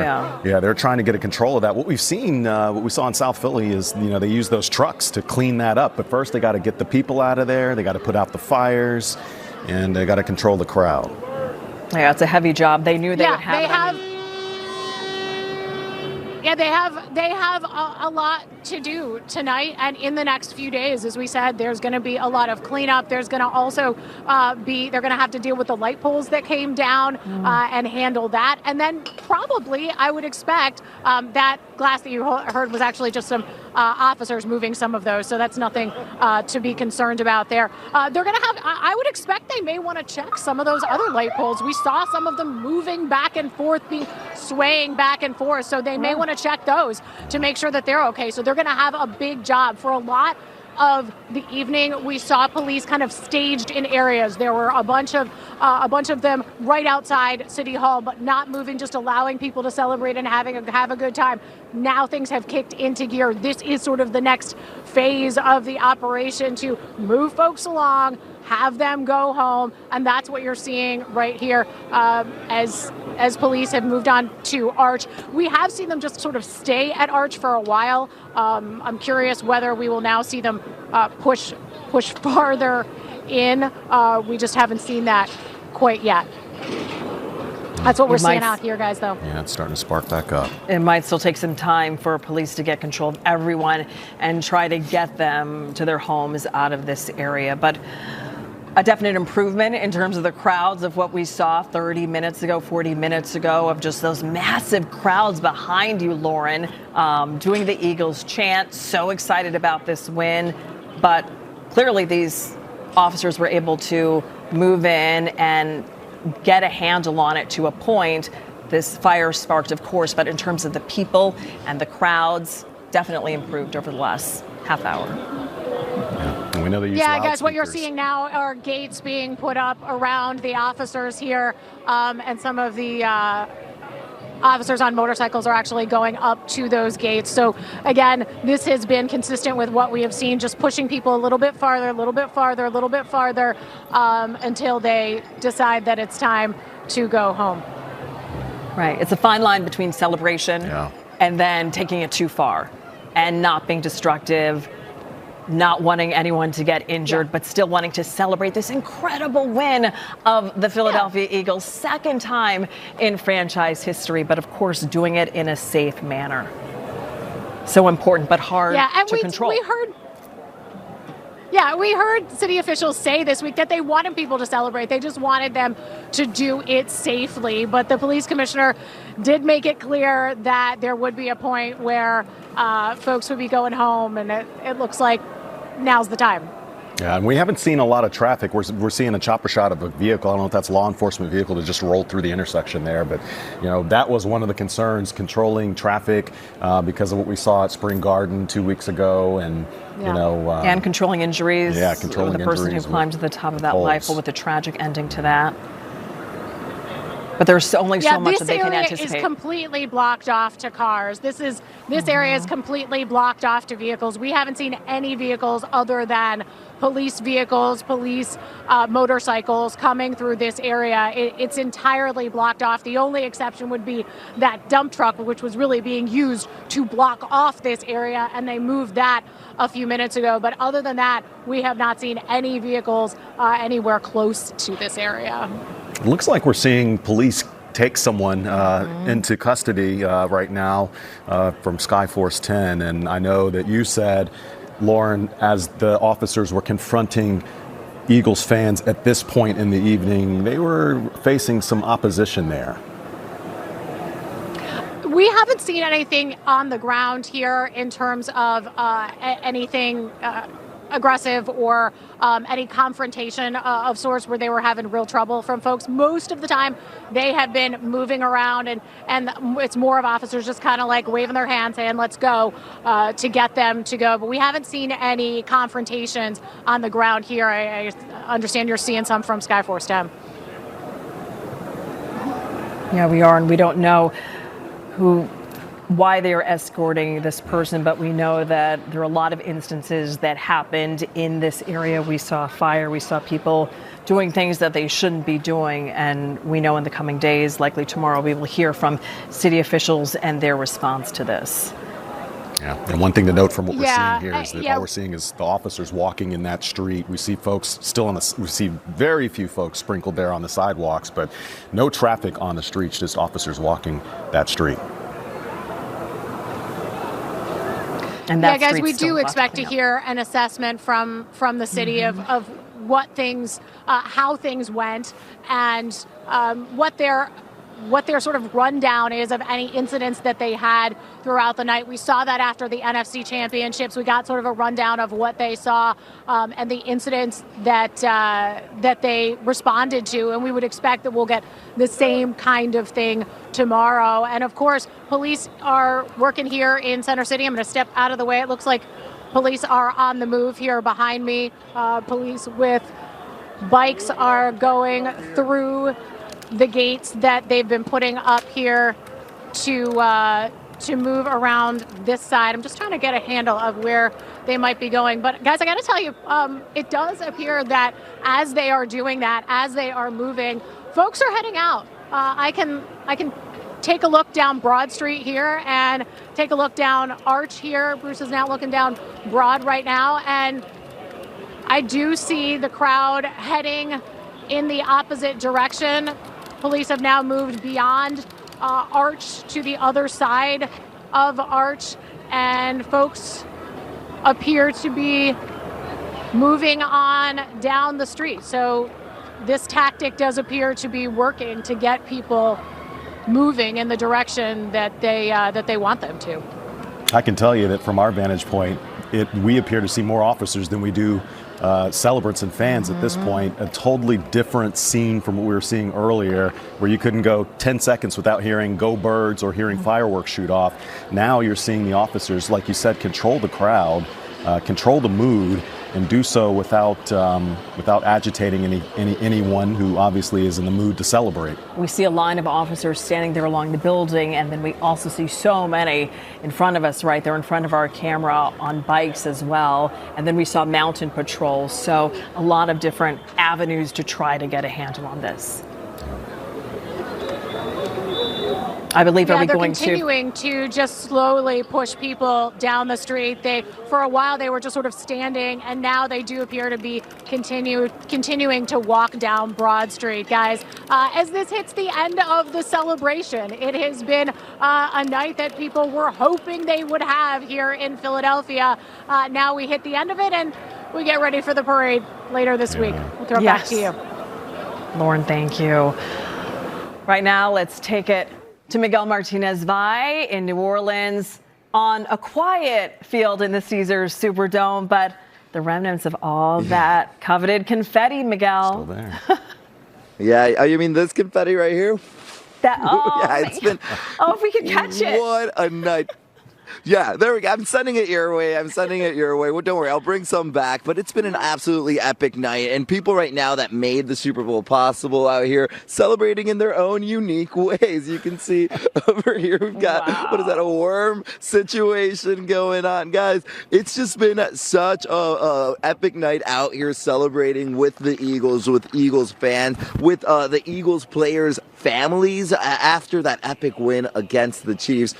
We talked to actually Nolan Smith's mom right after the game. Here's what she had to say. Yes, I'm waiting for him now. It's a good feeling, real good feeling for it to be his second year with the Philadelphia Eagles. It's a lot of sacrifices and commitment to do, but hey, we came from the University of Georgia, 2-time champs, so we're used to it. We're used to winning. I love that.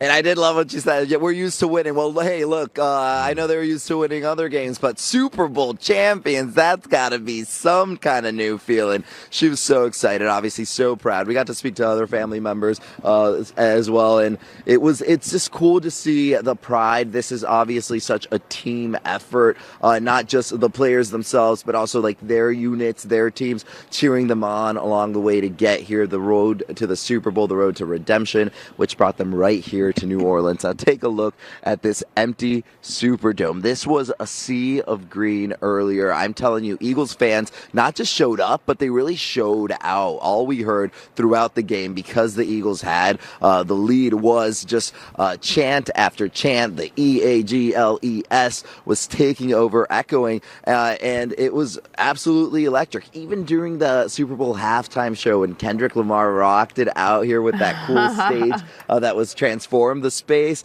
Eagles fans were up dancing, enjoying it, vibing. Absolutely electric here. It's been an electric night in New Orleans, and it sounds like it's been an insane amount of celebration in Philly too, guys. Yeah, we expect no less from our Eagles fans around here. Yeah, and Kendrick Lamar is not like us. I mean, that could be the Eagles theme song, right? I like that. Kansas City Chiefs, not like us. Yeah. Right? Well, what they told the Chiefs was sit down, be humble, sit down is what they told the Chiefs tonight. I love that. Be humble. Sit down. I love that. So sit down, true. right. And loyalty of the Eagles always, right? That's an important. Hey, and the fans are loyal, right? Loyalty. The Eagles fans got plenty of that. You know that. And are we to Kendrick Lamar as the Chiefs are to Drake? Do you want to take it that far? Yes, that too. Ooh, all right. I love that. I love that. Yeah. Wait, I saw something online that was going pretty viral, and it was like, is Drake in the Chiefs locker room teaching them how to cry? That's what I read. I read that. That's not coming from me. And I got a good chuckle out of it, guys. I'll send it back to you. Oh my God. But people watching, don't turn the TV off. All right. I'm just going to end it with that. Don't turn the TV off. All right, that's for Kendrick, right? Yeah. Keep it on. Keep it on. I love it. All right, Miguel, good to see you there on the field. Yeah. Perfect place to be. We do want to show you this. We had shown you some fires that were sparking up. Now we see another one. We saw green smoke earlier. This is like some red, pink smoke. So really a lot that officers are trying to get a handle on around the city, in addition to getting everyone out off the streets. Yeah. That location, 12th and Market again, same location as the other fire. We'll keep you updated on that. But right now, one of the defensive stars of the game, Josh Sweat, he had 2.5 sacks. John Clark talked to him right after the game. Let's listen to that. Did you envision this type of performance for yourself in the defense? I did, actually. Yeah, I mean, man, I couldn't even sleep, honestly. Like, me just thinking about how I can make plays. And I just knew the defense, I knew we were going to be good. I knew we just executed whatever Vic called. He's going to put us in a position to make the plays. And, I mean, it took care of itself for sure. You're the #1 defense in the NFL. Yeah. But did you think you could make Patrick Mahomes look like that?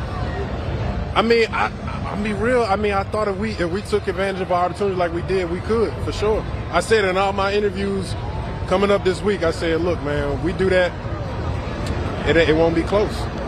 How special is that group up front with the young guys, Nolan Smith coming on and BG getting to play in what could be his final game? Yeah, for sure. I mean, I owe them a lot, man. The way we compete and push each other at practice and stuff, man, it's beautiful, man. What just showed up out here in the whole playoffs, whole season. And like I said, we take care of each other. We'll always be good. Dallas Goedert told me that feeling they had walking off the field, losing to the Chiefs last time, he didn't want to feel that again. Did you have that inside you as well? You didn't want to feel that? Man, I just had to cut that out of my mind. I was like, it's not happening. It's not happening. I knew it wasn't. And, I mean, see, we're here. I had no doubt.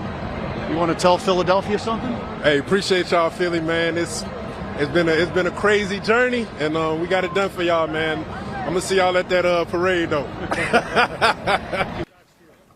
Yeah, we'll see you back here at home at the parade. It's going to be a big one. It's going to be a great time. And we keep talking about how great the performance was of this team, but you can't give enough credit to the defense. They've always said defenses win Super Bowls. Let's take a look at some of the highlights from the game, starting with the birthday boy, Cooper DeJean. 3rd and 16. Mahomes rolling out. Looking, firing, intercepted. Picked up by Cooper DeJean. Gets a block. DeJean is in. Touchdown. I just loved how he waltzed into the end zone like that. That was one of the plays of the game, one of the big plays of the game. A happy birthday, by the way, to Cooper DeJean, who turned 22 years old tonight. Coop with the pick six to give the Birds a 17-point lead in the second quarter. What a good rookie year for him. A.J. Brown, let's take a look at this right here. This TD. They all make it look so easy. Just almost tiptoed right there into the end zone. Threw that ball down and little dance. Nice, A.J. Oh, so good. Huge play. Now that was 24-zip. We're going to run some clock. Now later in the game, Devonte Smith, big touchdown. This is when the Birds go up 34-0. Look at that catch. So sick. Birds fans feeling good. The game pretty much out of reach at this point. Look at that celebration. Everyone hyped. Forget run the clock. Jeffrey Lurie right there in the suite. Now let's go to Tim Furlong with rookie cornerback Quinyon Mitchell. Two rookie cornerbacks playing as well as you guys did this year. That doesn't happen. What was the secret to you guys getting in there and getting acclimated so quickly? Great coaching, great veterans, and being cool, just having open and listening ears and just listen to everybody and just going out and executing. What's the key to winning today? How did you guys shut down Mahomes? He couldn't. You guys were in his head. You guys were absolutely in his head, and no other team has ever been able to say that in the history of his career like you did tonight. We kept it simple. We've been doing what we're doing all year. Everybody doing their job. Man, that D-line was getting after today, man. Secondary was playing as one man, and it don't have to be close. You know that this doesn't happen every year, right? I mean, like being a rookie, do you feel like you're spoiled now? No, this is gonna happen every year. I like that confidence. I love it. Congratulations, man. Congratulations, Quinyon. That's Quinyon Mitchell. Back to you guys.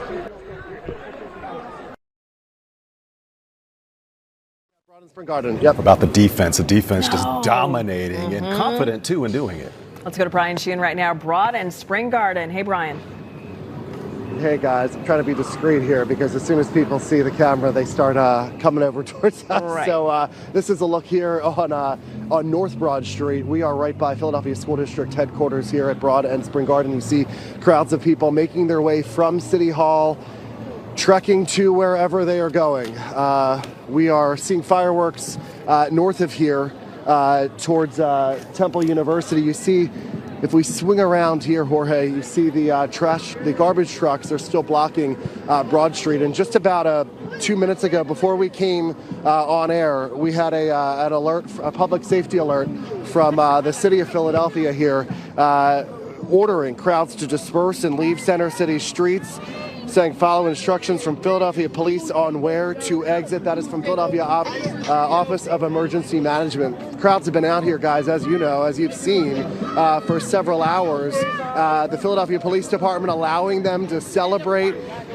We started down in South Philly at XFINITY Live, and then we made our way up to Broad Street. We were down in South Philly at Broad and Passyunk. Then we got in the car and we made our way. We got on 95 and actually came by the Parkway, parked at Broad and Spring Garden. Crowds of people still outside of the bars. Kellyanne's at 16th and Spring Garden, still packed with people. You see people here back on Broad Street just parading down. A lot of people. You see kids still out here, 1:30 in the morning. Kids, people of all ages out here still celebrating, guys. So that is what we are seeing here. We haven't seen anyone climb any light poles or take those light poles down, but it looks like these people aren't heading home anytime soon. We know the Philadelphia School District still saying people, school is in session tomorrow. I know there will be a lot of tardies or a lot know that will not. Yeah. Very interesting. I don't know when are these people going. Tomorrow. Yeah, when are these people going home is the question. I mean, it's been hours out here. I remember I was on Broad Street in 2008 when the Phillies won the World Series. We paraded from Temple University down to City Hall. We took the pictures, we celebrated, cheered with everyone, and then headed back. I was also on Broad Street when the Eagles won the Super Bowl in 2018. Was there for the parade. I will say, my experience, this takes the cake. Absolutely takes the cake. I think the city has been hungry for another Super Bowl, our second Super Bowl win, in 7 years. We fell short 2 years ago. Tonight, totally different game. But yeah, I would say in all my experiences on Broad Street over the past, 15 years, this by far. I mean, look at the crowd. It's growing, and that's probably a good thing as police disperse the crowds from around City Hall and are forcing them elsewhere. Clearly, we're seeing that show of force work here tonight. Jackie and Fred. Appears they're going home at this point. Right. They're wanting the celebration to continue. You would think, but guys, we walked by Kellyanne's, which is that famous corner bar at 16th and Spring Garden, packed. People still flooding out of the doors there. Taps were still flowing. So I think maybe we're just going to continue partying all the way until Friday at this point, guys. It doesn't seem like it's slowing down anytime soon. Not if police. Yeah, we have some street performers here behind us as well. Ryan Sheehan, thank you. A lot of activity. But yeah, police have their way. People will be home soon. Yeah.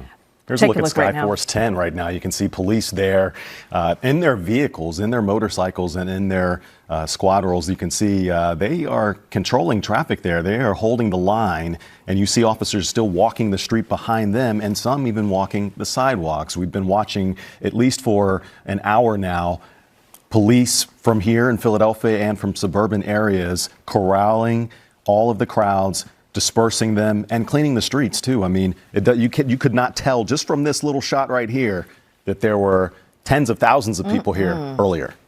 Right now, let's go to Aaron Baskerville in Center City, surrounded by many crowds for hours and hours this evening. Finally, a little quiet behind you, Aaron. Yeah, I mean, it's a little quiet for this 10 seconds. You just miss people coming up behind me and screaming in the camera, so I just dodged that for a second. But I hear people talking about police moving in and kind of bottlenecking everybody and moving the crowds away. But look over there, 16th and JFK, they are still here. There's still a decent amount of people. You can see they're still on top of the sanitation truck too as well. Right there at that intersection, just moments ago, we've heard about those impromptu gatherings with cars doing the donuts and stuff. That car right in the middle, right there, right in the middle of that intersection, just started doing donuts. Just right there, like, I mean, with somebody with their cell phone following the car as it's doing circles there. So you can see the traffic is moving, but still like before, that has turned into kind of this parade route where you'll see cars going by, people on top of hoods, people hanging outside of sunroofs in their windows and stuff like that. And this is the opposite way down JFK towards 17th. And you can see there's still some people out there, but it's a lot more smooth sailing going that way and not as many people at all. But the issue is still going to be clearing crowds this way. Ed, as we clear crowds this way, that's going to be the big thing. No, you can't speak. I'm sorry. So it's getting late, as you can tell. Folks are feeling free. They are very happy, as you know, as you can tell. And once again, as the camera comes up, that's when people start coming. So he has the final word. Let's go. Let's go. We got 2 of them. Enjoy the night, everybody. They're going to say that. They're not going to say anything. He's MVP. He's MVP. He ain't going to say. All that he can't throw. There we go. He can't do nothing. What they going to say? What are they going to say? They can't say nothing. Okay, Jackie and Fred, all right. What are they going to say? I got this. All right. I got this. Aaron Back to you Baskerville. guys. Eagles going Both see it, Aaron. Crowd's not ready to go home yet at all. No, for good reason, too.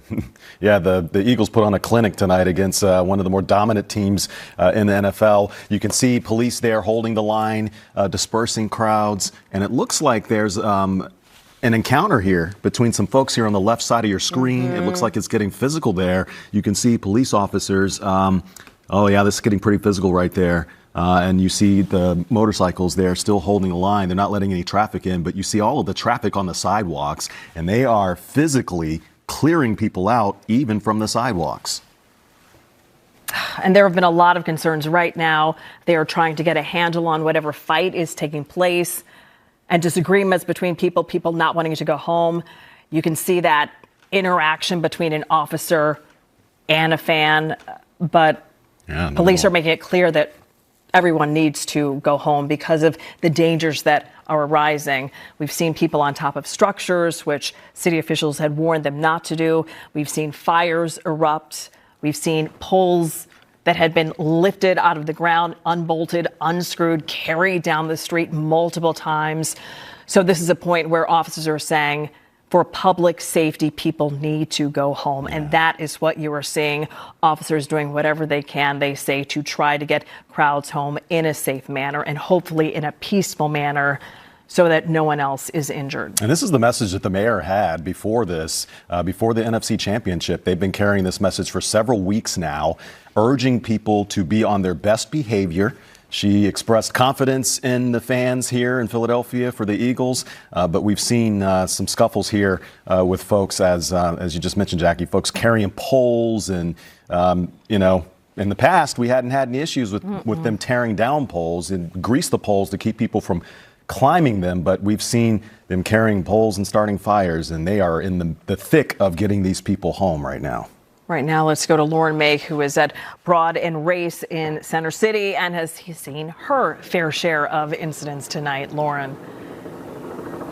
Jacqueline and Fred, we're in that zone where police have largely moved people out. The folks that you are still seeing here are just kind of slowly meandering, perhaps towards home or towards their final destination for the evening. But this is the area where you saw a little while ago when I was with you, the police moving people through, moving people down the street using their bikes and motorcycles to do that. As you can see, there are still some folks out here tonight, but this is largely an area, as Bruce kind of swings the camera around, where you can see this is largely an area where police have been successful in clearing people out. You can see the flashing lights down there.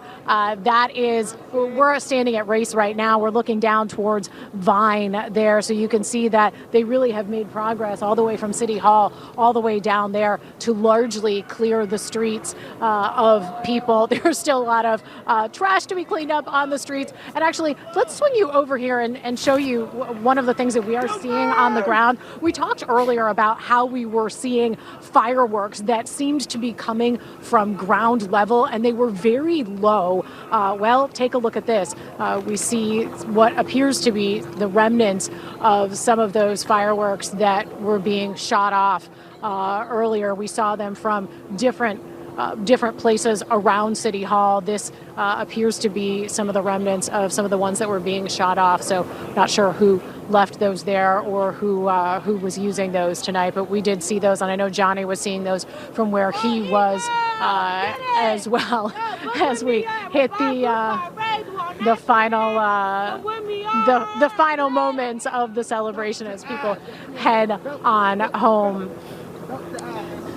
And we are seeing law enforcement, a lot more law enforcement now out on foot than we were seeing for a while. They were just kind of lined up along City Hall and along some of the buildings behind the gates, but really just letting people celebrate. Now we are seeing law enforcement both with bikes, on motorcycles, in vehicles, and on foot at some of the intersections where they have already cleared the crowd out to just kind of secure things and encourage people to move things along and head on home. Jacqueline and Fred, back to you in the studio. Hopefully they can get that message across. Lauren, thank you, at Broad and Arch.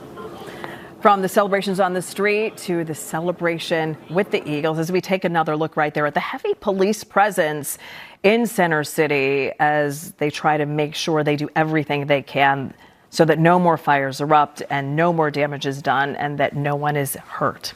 Right now, let's listen to some sound from Jalen Hurts, MVP, his first Super Bowl. We saw him hoisting the Lombardi trophy. Let's listen in to some sound from QB1. Still processing it, you know.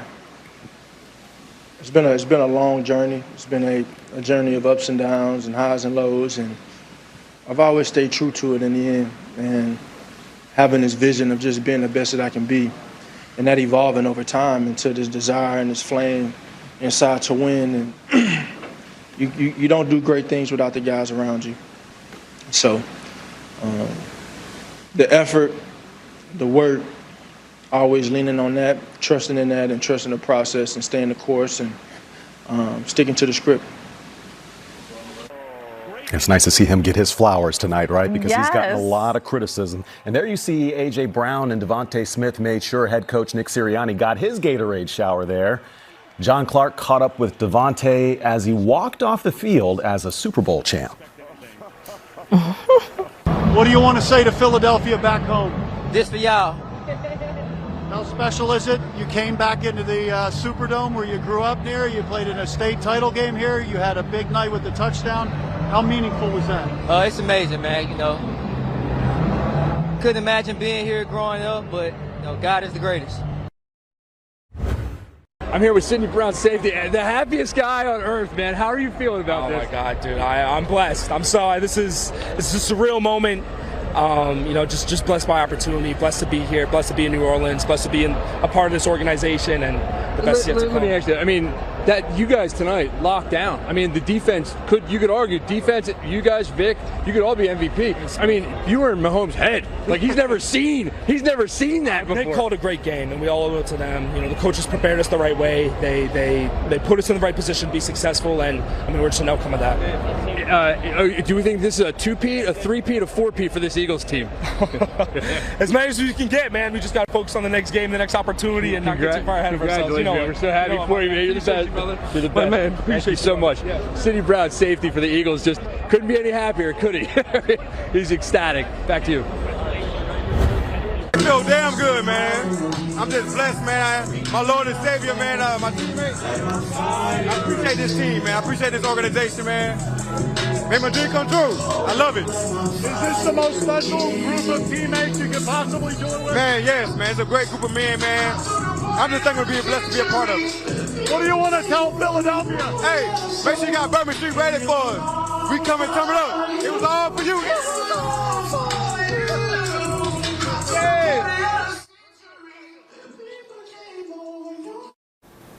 And what a legacy our Eagles have. Look at this. Look at this. This is now the 5th time the Eagles have stood atop the NFL. They have now won 2 Super Bowls, counting the one in 2017 season and the 2024 season. But they also won 3 NFL championships in the pre-Super Bowl era. That was 1948, 1949, and 1960. And here are the top highlights of the game. Jahan Dotson catch, and then a tackle right here at the 1-yard line. And then that led to the first touchdown. Tush push, Jalen Hurts doing what he does best. The man taking the QB keep dive into the end zone. What a highlight that was for us. It just kept getting better, didn't it? Yeah, it just kept getting better and better. We got another one for you. Birthday boy, Cooper DeJean. The pick 6. Look at him run. Just watch this. On his birthday. Yes. Rookie from Iowa. Happy birthday to me, he says. Yes. That nice little skip in the end zone. So pretty. All right. Zach Bond. Look at this pick. Nice interception. And that Boom. looked like, got it. That did not look like it was going to happen. I mean, just amazing coverage there in the center. And the agility to get that. And to do it against a quarterback like Patrick Mahomes. Right, who everyone kept saying, oh, they haven't played Patrick Mahomes. They haven't played the Chiefs all season. Yeah. Yeah. Well, they got him. No problem. No problem. They made it all look easy up against Mahomes. They did not three-peat. They kept saying, oh, they're going to three-peat. And look at this, A.J. Brown, touchdown here. Number 11 into the end zone. Beautiful. Inner excellence. The book he was reading on the sidelines. Definitely paid off. And a little dance. Little celebration. It was one after the other after the other. They were so confident with the touchdowns. At this point, they're just super confident. Devonte Smith with a big touchdown right here. Deep. And with that, the Birds go up 34-0. 34-0. This point is a complete shutdown. Here's the radio call for the Super Bowl champion Birds. Listen to this. 5, 4, 3, 2, 1. It's over. The Philadelphia Eagles have won Super Bowl 59. They have beaten the Kansas City. Yeah, and here you see the celebration on the field. Jalen Hurts crowned MVP of Super Bowl 59, and Nick Sirianni just taking it all in. And BG down in the Big Easy. We didn't think he would be in the Super Bowl because of that tricep tear he suffered, but he went through surgery, amazing recovery, and making a contribution. And one of 4 Eagles veterans to have 2 rings in this franchise. An amazing accomplishment from the veteran there. Incredible to see this celebration. We could watch it all night. So we go from the celebrations that happened inside the Caesars Superdome in New Orleans with the Eagles players to the celebrations that, of course, spilled out into Center City on Broad Street, as it always does, on Frankfurt and Kottman. And now what you're looking at is the massive effort to disperse all of those crowds, put out any fires that exist, and cleaning up the streets. We see those cleanup crews. We've seen a lot of them. They got out quickly. Yeah, and this is a well-oiled machine of police and law enforcement just dispersing the crowd. Let's now listen to the trophy ceremony. You started in Sao Paulo, Brazil, and you ended up at Super Bowl champions. Take the Vince Lombardi home to Philadelphia.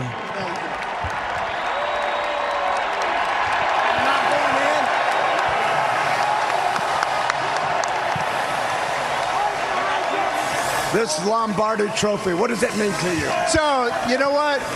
This is a very, very special Eagles family. Incredible, talented players that happen to be unselfish and humble every single day of the year. A credit to our coaching staff led by Nick, Howie and his staff, unbelievable. And by the way, about 200 other people that are the support staff that you'll never hear about, and a few dogs too. And to our amazing fans, Your Eagles are world champions again. All glory to God, first and foremost, but that's a great football team. And we had to come out and play our best, and we did. And what a lesson to the entire world of what good teamwork does. We have selfless guys. We have guys that don't want to let each other down. We got guys that will fight for each other, that will play hurt for each other. They love each other. Love is a strong thing, and it takes a lot of work to develop that. And these guys, that's a team. That's a team and the greatest team sport there is. It's got to be especially sweet for you having to answer so many critics who saying, why don't you throw for more yards? Why don't you this? Why don't you that? And people like me have to say, listen, you're winning football games, and now you've won a Super Bowl, and you're the MVP. What do you say in response to all that, Jalen? God is good. He's better than the highs and the lows. Couldn't be here without my teammates. You know, the effort, the determination everybody displayed to get to this point. You handled the blitz. We got it. You handled their blitz fantastic today. Well, it's never been about what anyone else does. It's always been about what we do and how we respond to certain things. And feels good. Hell of a game today. Yes. And there you hear the MVP Super Bowl champ there, Jalen Hurts, getting his flowers. You can't, 40-22 was the final score. We have blowout. to go back to that. Incredible. And at one point it was 34-0. Right. And we were watching that going, we cannot believe this is happening because everyone was saying they hadn't played the Chiefs yet. Oh, they're going up against Mahomes. Clearly, they showed no problem at all. And we saw Jalen Hurts with all of that green confetti coming down. Ever since the loss to the Chiefs 2 years ago, Jalen has had a screenshot on his phone of red confetti coming down from when the Chiefs won. A constant reminder of what needed to be the main thing this season. As he said, make the main thing the main thing. Yeah, prior to tonight, the Eagles had only won one Super Bowl in franchise history in 2018 when they beat the New England Patriots. Then the Philly special was the storyline of that Super Bowl. Now it was just dominant tonight.